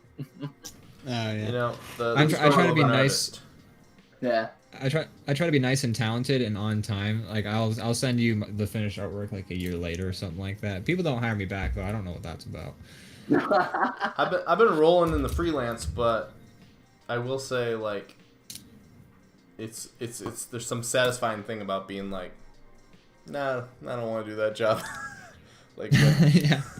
Well, being able to say no has been That's pretty great. wonderful for me. Yeah, I've been, you know, I don't know. Maybe that's like one of the perks that I'm enjoying about my job as a barista is that I can just like, Yep. not have to take anything that's going to take too much from my life. If you have a day job, you can say no, and it's nice. It's like a threshold. I wasn't always able to say no. I did a lot of jobs I hated, and now I'm to the point where I was just like either throw out a no or a really high price, and then sometimes I say yes to that, and I'm like, well, that's cool, but also now I got to make this stupid thing that I hate. Yeah. It's like, I guess I got to do that. Yeah. Guess it's time to. They called my bluff. So I guess it's time to draw this stupid thing. At the same time, $1,000, woo! You know. That's true. I mean, yeah. Oh man, I think that one of the things that kills a job for me is like, is the time that I'm putting into it that they're asking for worth the money that I'm getting? And it's like probably. Well, yeah, that's the whole Yeah. whole like math you have to do for every single job in your head. Yeah. That's like you want to like what you know you've made it in freelance when you're on like the good side of that math. Like for me, like I get a lot of jobs from like friends who I know can't afford like what I want to actually charge, and I want to help my friends out, and I want their money a little bit too. So like I'll do jobs for like way cheaper than I know is good for me. But I'm helping a friend out, and you know I know that they wouldn't be able to afford it. Right. So. Yeah. They're not a giant company. They're just a single person. I'm at this Exactly. point in that whole exchange where I'm learning that I'm like right in the middle of it where I'm still like I feel bad about it, but I'm like even friends like they want to give you their money, they want to help you. So like I'm at the point where the price keeps going up and they keep saying yes. So I'm like, oh, I should have been doing this all along. Yeah. Maybe that's the secret. Like maybe I should have charged like. Because, like, I charged a certain amount of money for, like, I did like 7 pages of comic for some friends, and I've done the sketches so far. I haven't like finished I have to move on to the final once they email me back with like any changes they want to see. Yeah. But when I was giving them the price, I was like, I know I should charge like 4 times what I'm gonna quote them, but I don't. It's tough. Yeah. It's tough, man. Freelance is Yeah. hard. It is. There's no. You need like a mentor. Like I don't know what I'm doing. I feel like I've been stumbling through it since like I was like 15, and now I'm still doing it at 30, and I still don't know what I'm doing. Like it's getting more honed in, but it's still a mess. Like I'm just like maybe this much, and they're like, Yeah. oh really? Well yeah, and I'm like, oh shit, I should have charged more. They were way too happy about that price. Yeah. As a rule of thumb, I try and charge like what I think is gonna take me hours. Like honestly, the part that fucks me up is like I misjudge how many hours it's gonna take me to finish the project. Absolutely. I did illustrations for a book of a teacher at the school I used to go to. I'd actually never gone to any classes with this teacher. They were one of my classmates' teachers, and then they were helping out with the project, and then I was just like there, and I was like, hey, I'm the roommate. My name's Ian. I'm an illustrator. The guy's like, oh, you're an illustrator? I've been looking for one. Can you do something like this? And then they pulled out their phone and like showed me a picture from like the book, and I was just like, yeah, I could do like way better than that. And then the guy was like, that's great, you're hired. And then like I emailed them a price like half a week later once they like finally hit me up with like the contact information and stuff like that. And I gave him the price, and I think it was originally like $800. And then the guy said on the phone, he's like, I'm not gonna pay you that. And I was like, oh. And he's like, because you should be charging way more than that. I'll pay you double that. And then he did, and then he threw an extra $1,000 on top of it when everything was said and done. So I was like, oh my god, this is the best experience ever. That's the thing I found. I'm always like worried I'm gonna scare them off, and then they always say yes, and it's like, okay, so I need to be better about like knowing what I'm worth. I think. I think so. I think the rule of Ollie, thumb are here you is you okay gotta. with me drawing outlines on your fly elephant man? What's up? Are you okay with me drawing like line art on top of your? Oh yeah, whatever you want to do. I know. I just wanted to ask first before I. Oh yeah, drew any stuff. Oh yeah, I'm totally fine if you guys wanted to. I don't know, make any adjustments or draw anything. Yeah, Not adjustments. Cool. I just I don't know. I want to do this. I have zero problems with it. Okay. It is always polite to ask before you do a draw over, though. I feel like that is I'm not gonna like edit your work before checking in. I guess with doing so many like animation collaborative stuff recently, I'm just totally used to people kind of just going in there and That's true. Yeah. Yeah. But yeah, go for it. I know I sort of just painted over my line art and just sort of either retouched my line art a little bit or didn't even bother to. I don't know. I'm sort of straight aheading the whole process of what I'm doing here. It's been a fun episode. We don't normally just do like a big like wall of drawings, but I like this. It's cool. Yeah. Now, for the guy who's getting kicked in the nuts, is he going, my groin? My groin. Oh, he can be. I wrote in like very squiggly hiragana, which is like Japanese alphabet. He's just going Gora. That's awesome. And then I think Kiryu just says Gora really hard. Yeah. Attack somebody. So that's all I got. My leg. There's my leg. Yeah, his third leg. That's right. There you go. Destroyed. There's a lot of dialogue in the Yakuza games that they don't like. They give subtitles for most stuff, and I feel like the localization team does a very good job because they give a lot of the characters like personality, in like whether they say you or they say like yeah, like what are you doing versus like what are you doing and things like that, which is cool. I appreciate that they're able to sort of like translate the sort of language difference that well to like still like kind of carry over those characters. But then like they don't like you'll have like dudes walk up to you and like challenge you to a fight sometimes, and like they're saying some stuff and I don't know what they're saying. I wish I had a subtitle for that stuff though, because I'm so curious, because like he'll say it like whenever he finishes eating, and I'm just so curious if he's going like, "Damn, that tasted good," or like when you like finish kicking some dude's ass, like he'll say something, and I'm just like wondering, because like whenever he kicks people's asses in like the main storyline cutscenes, he has like a badass quip that's like fun and stuff, and I'm just like, oh, what are you saying to these randos who you just kick the shit out of? I'm sorry. And then, yeah, right. And I'm also just curious because like the dudes who attack you will like shout stuff at their buddies, and I'm just so like, what are they saying? Because like the one is like, I hear it a lot, is like they'll point and they'll go like rah, and I'm like, what is that? That's fun, but like what are you saying? I want to know. I want to know what like words. I think you... they're just sounds. So kora and like sometimes Japanese words is just sort of sounds. Sometimes, or like when people are talking to you and you don't really have much to say back. A lot of the time, people just make noise like or especially over the phone, just to acknowledge that they heard it, but that they're not necessarily saying anything. That explains a lot of anime I've watched. That does, yeah. Like, There's some cultural. They grunt and make noises a lot. Gasps. I've seen like a TikTok where it's like like nobody ever, and then it's like people in anime, and it's like someone's just going like yeah, they do that a lot. They do that sort of stuff. But I feel like we do that too. Like, yeah, I kind of realized I was doing it as you were like explaining that thing just now. You're like, sometimes they'll say stuff, and I went and then I realized what I was doing. I was doing the exact same. Yeah. It's our own version of it. It's the same. Yeah. But different. Just so people know that you're like keeping track, It's which is it's weird because like it's not necessary, I think, to make those noises, but at the same time it feels so awkward when like you're talking and then like people are just like staring, going like, yeah, no knowledge. I was at the dentist recently, and the dentist was doing the thing dentists do where they talk to you when their hands are inside, like their entire fist is in your mouth. And I'm just like,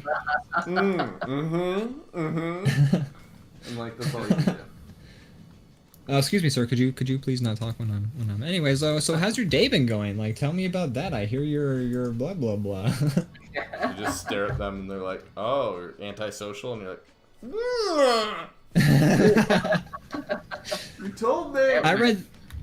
I read something about that too. I read like that's actually like I mean, I don't know if it's true because my dad's a dentist, and I don't know if like my dad does the same shit when he's like putting his hands in my mouth. He's just like, "Oh, son, so what have you been doing with your friends lately?" And I'm just like, "Oh." Is that when he's like doing dental work, or does he just do that to you sometimes? Just when I wake up in the morning and I'm like eating breakfast, and he just like puts his fingers in my mouth and says, like, preparing for the day. That's a whole. Actually, that is little gross. Just imagining it. I like that you yes and did that. I appreciate it. Thank you. Yes, and then he likes to stick a finger in my nose and tell me to breathe. I don't know, but I've yeah. Boy. Son, can you breathe? No. Well, clearly you can because you spoke. So shut that mouth. Oh, no, but that's right. I played chess. I know what that means. I've read somewhere where someone was like, "That's actually so like you're so distracted that you don't realize they're like jamming a needle in your mouth." And I don't think that's true, but I don't know. Maybe there's some truth. I mean, because it seems like a very prevalent thing that I've seen a lot of good videos of like doctors, especially with like babies or little kids, like distracting them by like talking to them while they put a needle in their arm, and the kids are like laughing as they're like getting a shot, and like I can see that being a thing. And also like, but when you're getting any like painful work done, you're passed out. You're not, or you're like numbed. Like you don't need that. Yeah. Like just like well, my dad cleaning your teeth, like that's when they usually talk to you, and that's like usually a hygienist. And then at least at my places, the dentist walks in, he's like, "Hey, how you doing?" And I'm like, "Good." And he's like, "No cavities, bye." And I'm like, "Okay, bye." And then I never see that man again. It's like 10 seconds every like 6 months. Well, look at you, la-di-da, Mr. Perfect Teeth. Well, I'm just saying. Well, yeah, I know, but I'm just saying, I know. if you don't have like an actual like thing that like a procedure that needs to be done, you're just there for cleanings. Then the dentist is just like, he just pops in. He's like, "Man, how you been?" And I'm like, "What are you? Who are you kidding? Like, we don't know each other." Yeah. Gosh, you were this tall last time I saw you. I was 6 months 28. ago. I will never get any Yeah. taller. This is as tall as I will be. I may get shorter, but other than that, I haven't this got much this year, Chip? Well, about that. That's what I get for letting a pediatrician deal with my amputation. Oh, God. Oh, no. There we go. I don't even know. Oh boy, oh boy. Have you guys, I had a question that I thought of, and then I totally forgot what I was gonna say. you remember that it started with "Have you guys?" That's true. Oh shit. Hold on. Have you ever been? Have you? Oh, you know what? Okay, so this is gonna be fun. We're gonna do a new segment right now, actually. Okay. They added a bot on the one server I'm on where they have like a never have I ever function. And I think they're probably all joke scenarios, but just out of curiosity. I want to pause you for 1 second. I see you just shrunk your drawing, and I really wish you wouldn't. The world deserves to see it. It's a really good drawing. Okay. I just read it. I guess. The show is the show's over in 7 minutes, so like leave that. For Okay. everyone to see. Then I'm gonna draw a really tiny thing. We may go a little bit over, but you know, just keep it large. It's beautiful. That's a great drawing, accurate representation of the Yakuza fights too. Like, Everyone's nuts are obliterated as the word. And sorry, yeah, obliterated. Oh, that's okay.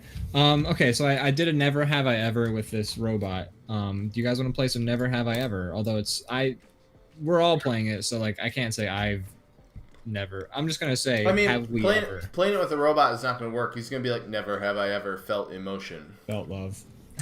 No. Me. Yeah. Never have I ever felt pain. Me. This is no fun. So the robot says, never have they ever destroyed something while being angry. First of all, robots don't get angry. They get overheated maybe. But have you guys ever destroyed something whilst angry?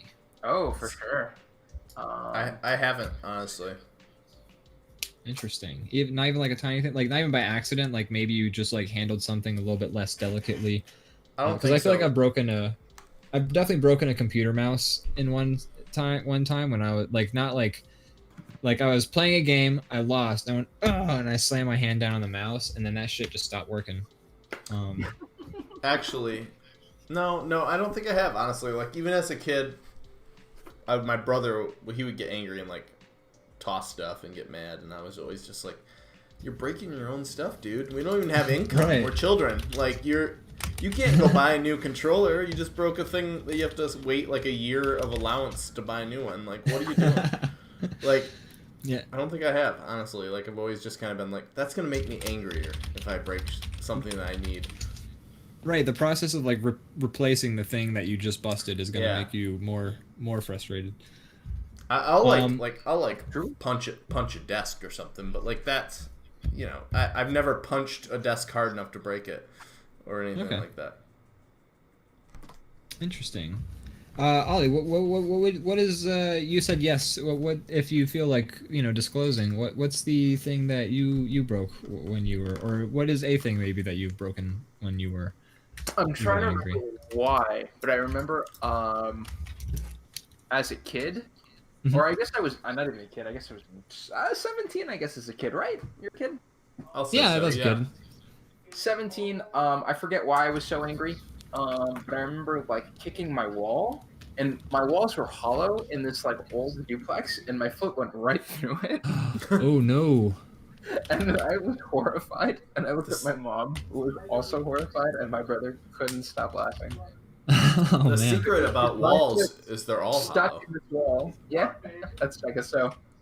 Yeah, it was not made of brick. No. Oh, well, I guess some honestly are. though, thankful that it wasn't made of brick, because you would have had a Right. broken foot then, and that would have sucked worse, honestly. You would have still broken something while you were angry, but it would have been a different thing. Yeah, That's true. if it's me going against the wall, I'm letting you know. When an immovable object meets an unstoppable when- force. Me and my brother, we've gotten along most of our lives. We fought as kids, but by like 8th grade, we're only like 2.5 years apart. By like 8th grade, we were like friends. But Oh, cool. we got in some fights. They were never like we never like punched each other in the face or anything like that. It was just like wrestling, but with the intent of, you know, harming each other somewhat. But it was never really aggressive. I hear some kids talk about their like siblings and they're like, we like pounded the shit out of each other. I'm like, oh well, no, that was never me. Yeah, I never did that. Fortunately. Your relationship with your brother sounds very similar to Yeah. the relationship. There was with one mine. time, and I even mentioned it at his wedding when I was doing the best man speech, but like there was one time that he he picked up my office chair and threw it at me in my room. Oh. And I dodged Wow. it like the Matrix, and it went into the wall. It just like stuck in the wall. Oh my god. And then we immediately like the moment that fight ended the moment that happened, because we now had to like come together to solve this problem from getting in trouble.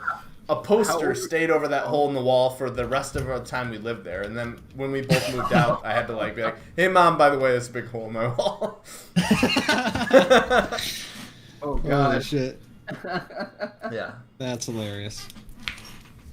But, Oh man. yeah, All right, you guys ready for this next Never Has This Robot Ever? Let me hear I'm it. ready. This robot has apparently never done an Easter egg hunt. That makes sense. I don't think robots believe in the resurrection of Christ. No, I don't think so. Nah, Nor do robots believe in the resurrection of the Easter Bunny. You know. this is true. Did the Easter Bunny die? Yeah, the Easter Bunny died for our sins. Wow, They so many put people us- are doing that these days. Yeah, right. Died for my The cat. last there's been a huge jump in the last like 2,000 years or so. It's like, well, you missed the train, you know. Everybody's dying for our sins, you know. One guy already does it. You don't have to get on board too. All right. it's pretty- Well, yeah. pretty Yes, sick. I've done an Easter egg hunt.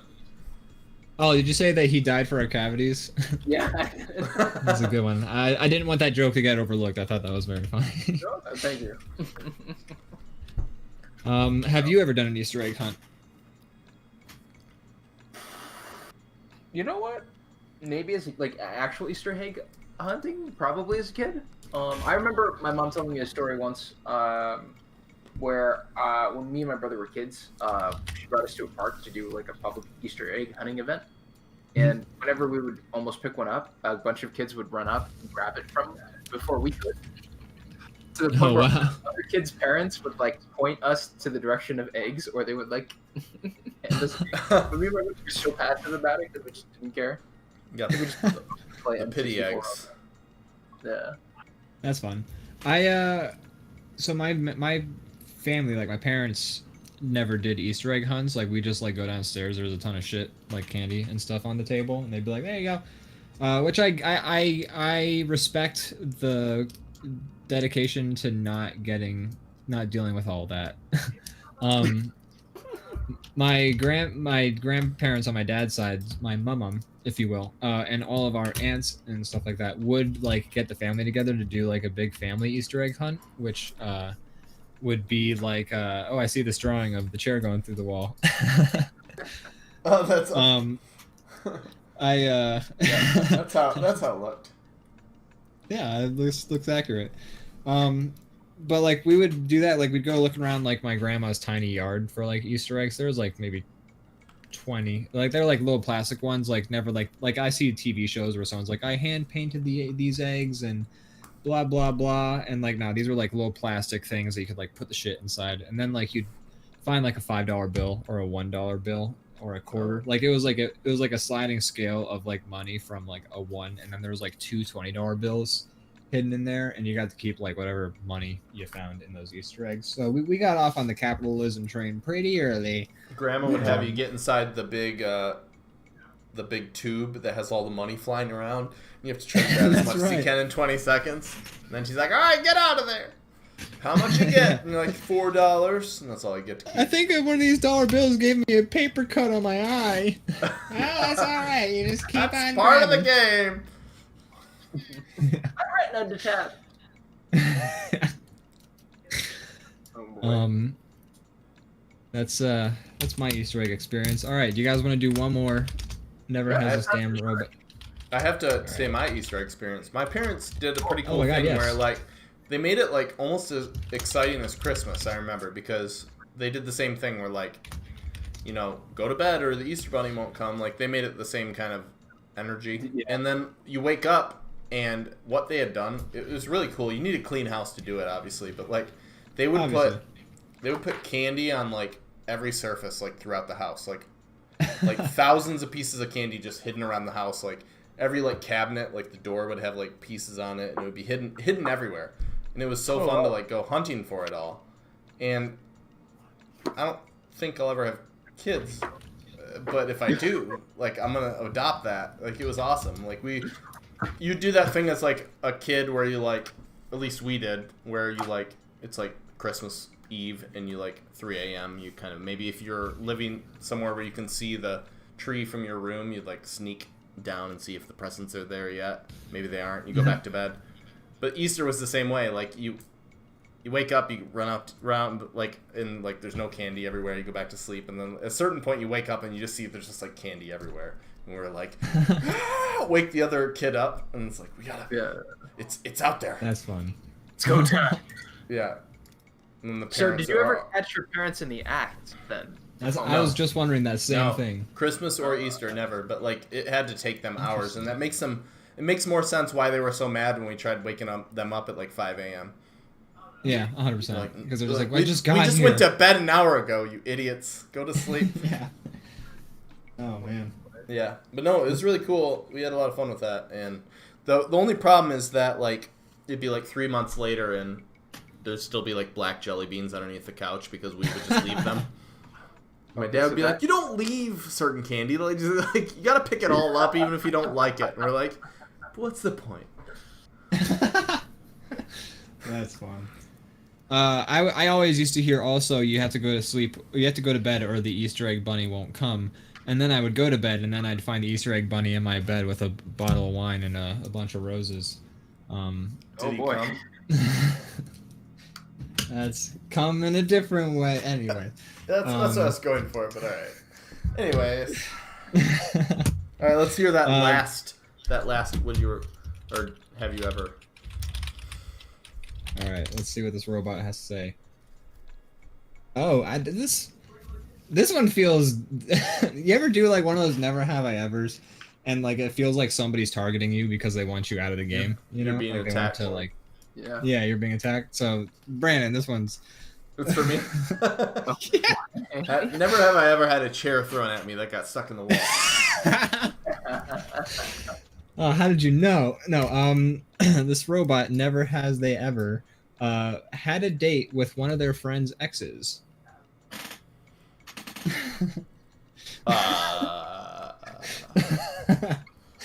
Okay. I can say that's a no for me. So Yeah. You know, I wish I could say the same. I mean, I don't, because here I am. But my current girlfriend was an ex of a ex. See, the friend's an ex-friend now. So, Well, yeah, that complicates things a little bit. you know, out of context, it really sounds bad. Me knowing the full situation, it's much better than it does sound just without any. I'm the context. protagonist, I promise you. okay, so I thought this was between the two of you. Oh, no, well, no, you no, this know. is fine. I mean, we haven't talked about it on the air, but you know. Oh yeah, I'm totally. I'm dating his girlfriend right now. That's what happened. Yeah, I stole Ian's ex, and now we hate each other. But the show, we have contracts, so Yeah, we have to. We became Twitch affiliates. People have subscriptions. We can't really. We have to. we don't be want to on- let the on two point. viewers down. So Yeah, we stay together for the kids. that's right. We're together for the baby. I've never dated a friend's ex. There's been like flirtations going on between like me and like a girl that like a roommate of mine was trying to date, but like it became obvious that like she was more interested in me That than doesn't him. count as an But ex. that doesn't count as an ex. Yeah, that's the closest I've been to Yeah. that sort of situation. I feel like sometimes with friends or acquaintances, there's that thing where they're like, "I liked her," and it's like, "Yeah, man, but like you've never spoken to her because you're scared or something like that." It's like come on, like let's. If it's me like stepping in front of you, yes, that's shitty. But if you're, you know, let's be real here. Yeah. If they're Like- also deciding, like the person that's, you know, decides that they just like this other person better, that's really up to her, you know? Exactly. 100%. Yeah. Exactly. It's their decision. Like how it worked was like my friend, like we were hanging out, and then my friend was like invited this girl to hang out because like it wasn't like a date, but it was definitely to like set up a date. And then the girl was like, "I don't want to smoke weed," and I was like, "Yes." And then we went to like we couldn't smoke weed in our apartment. We had to like go to some parking lot like down the street. So we went to the parking lot down the street. We were talking, we were smoking, and then on our walk back, she like put her arm around mine, and I was just like, "Oh, okay, oh, ooh, oh." I mean, I'm definitely into this, but also I feel bad because you were actively sort of on a mini half date with my roommate. My friend is not into this as much as I am. Exactly, yeah. But yeah, I mean that's not an ex, so but that's the closest I'd say I've ever come to that sort of situation. That's an unfortunate, I don't know, I mean, unintentional accident? I don't know.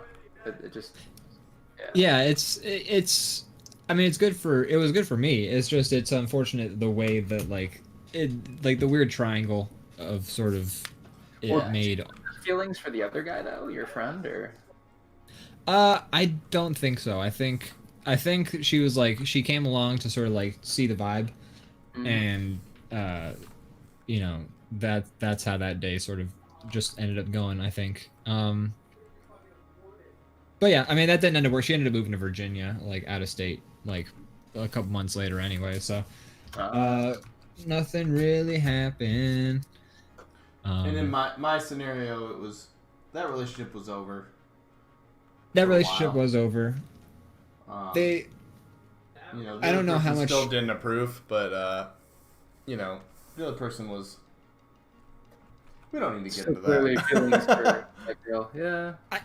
I don't know how much I'm allowed to say. I don't want to like speak about this sort of. I mean, you could say as much as you situation. want, but I'm also we don't need. Yeah, I don't know. I will say this: the one Ollie needs to know. Yeah, that's right. He's dying to know. The one person, the friend in this situation broke up with the person because they were going somewhere and they were like, we should see other people. Which, I mean, fair, long distance relationships are tough, but also a lot of times that is an excuse to be like, I want to see if I can sleep with other people. That's 100% So what that it ended was. up not working out for this other person, so they tried to get back what they lost. You just Bingo. nailed the hammer on the head with that one right there. Got you. I see. So they just. I don't know if that was too much information. I don't. No, I mean, I don't care. Honestly, I'm. Yeah, we're getting a little personal here. This is a very personal. Have I ever? That's right. It really is. The robot is really getting into the nitty gritty. But I like this robot though. It's kind of fun. yeah, we should have them on the show one day. Never have I ever been on the podcast. On that note, I Is think we're this to what- the end of the show. Yeah. Is this what it's like to feel loved? Giving you a mic drop moment. That was a good joke, so we can ride it out. So, Yeah. All right. Thank you. so Ollie, do you have anything you'd like to plug? You know what? Nothing really. I'm not. Your website, anything like that? Yeah, Like anything. Our I kinda viewers, if they like your work, they can go check out more. Oh, yeah, you know what? I'm sorry. Yes, I do have a website that's called olliedraws.com, but I also have an Instagram that is Ooh. Ollie. Sorry, let me actually find that. I should remember what that is. It is Oh, that's okay. olliedraws.exe. Can you say I that don't one know more if time? You cut out a little bit. Ollie, Ollie draws. Ollie.draws.exe. So it's almost like in computer executable. So it's OLLIE draws. And that's a website, you say? That's an Instagram handle. I'm sorry. Oh, it sure is. Yes. Yeah, I'm gonna link to that too. I have some animations up there, some lo-fi stuff. I'm not really working on any cool projects I'd like to plug, like a comic or anything. So I am in the middle of That's trying to all make one. But hopefully the next time, if there is a next time that I'm on. There will be. Oh, we would love to have you back on. I had a lot of fun having you on the show. Anytime I have fun with a guest, I'm like, that person can come back on the show. And so far, we haven't really found anybody I don't want to bring back. Well, that's good.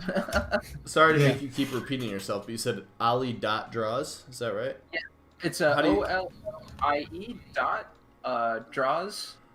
Plural, just draws. I should probably type it out somewhere, right? Should I?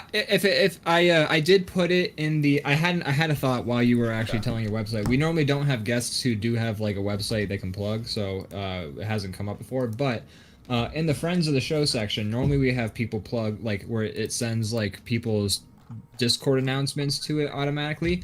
I did put your info there and I pinned it. So Awesome. At any point, if anyone wants to see like our guests' website, things like that. If you go to our Discord server, which you can find a link on the Twitch page down below, go to our Discord, join up, talk with people. We're trying to foster a very encouraging and helpful community, and people can talk there and like post stuff. We have a whole bunch of links, but there's a friends of the show section. That's where a lot of my friends announce where they're gonna stream the stuff they're doing. But I'm also going to start using that to plug guests' websites and things like that. So I have a link to your Instagram as well as your website. I've pinned it. It's awesome. So even when it gets like pushed up by all the notifications, your website is still available if they click pinned messages. Awesome. Yeah. Thank you. Yeah, absolutely. I'm happy to. Again, I've been to your website before. The drawings on there, I do think, are really phenomenal. So I do think everyone should check that stuff out. I'm excited to check it out. Really I'm good going to go there right after the show. Yes. Yeah. All right, cool. Well, thanks for being on the show. This has been great. Yeah, Yeah, we really appreciate it. It was a lot of fun, actually. This was a lot of good decompressing, just, drawing Kiryu, a Squidward, and just Yeah. That's a good explanation of the show. We're all just decompressing here. Yeah. We're venting of what happened throughout the week. We're drawing things. We're talking about whatever. It's a good time. Yeah, absolutely. So we're glad to have you on. We can't wait to have you back on again. Sure. Brandon, do you have anything you would like to plug? I do, in fact. I have this show every Monday. It's called DrawBomb. It's around 8 what? o'clock Eastern Standard Time, and you should check it out on Twitch. DrawBomb. Oh yeah. God, I think I'll do that. Yeah, Can we it's great. swear? How about? Is that a problem? What was that? Can we swear? I said hell yeah. Oh, No. oh my God. If you say hell, you're immediately banned from the show. We will delete the VOD. No. There'll be no evidence of you ever existing on this show. No, we've said canceled. way worse. Oh, no. We've actually kept it pretty clean this episode. We did actually keep it pretty clean. I feel bad whenever I'm swearing all the time because I don't like to use swearing and like vulgarity as a crutch, and I don't like to think. I try not to be vulgar, but I think my mind just goes to vulgar places a lot, or I don't know. Yeah. So I do like we've kept it a little bit more PG this episode, and I do enjoy not saying fucking shit, fuck all the time. So there we go. I just undid it. On that note. Well, Do you have this giant drawing, by the way, for me to keep as a historic? I'll send it to you. I'll tell you what. I'll send it to you. Yeah. Oh, sure. All right, sounds good. Yeah, there's Brandon has an export button. He can export this whole thing. I already did it. JPEG. But yeah, I'll send it your way as soon as the show ends. All right. Anyways, thanks to everybody for watching. Thanks to the people in the chat. We got Matt EF, Grepsky, and anybody else who might have been lurking. Thanks for watching. We appreciate it. We appreciate everyone joining in. Good I'll night. play us out. And then here's where the theme song that I made usually plays again, and I'm usually going blah blah blah blah blah. It's playing, and you guys can't hear it. All right. So what am I supposed to drop out of the Discord, or what happens now? I'm not. We're still live, so. Live? Oh boy. So yeah, what we do now is we discuss. Do I leave now? Do I leave right now? Why? Yeah, we like. It's not very clear. Anyways, thanks for watching, everybody. Bye. Bye.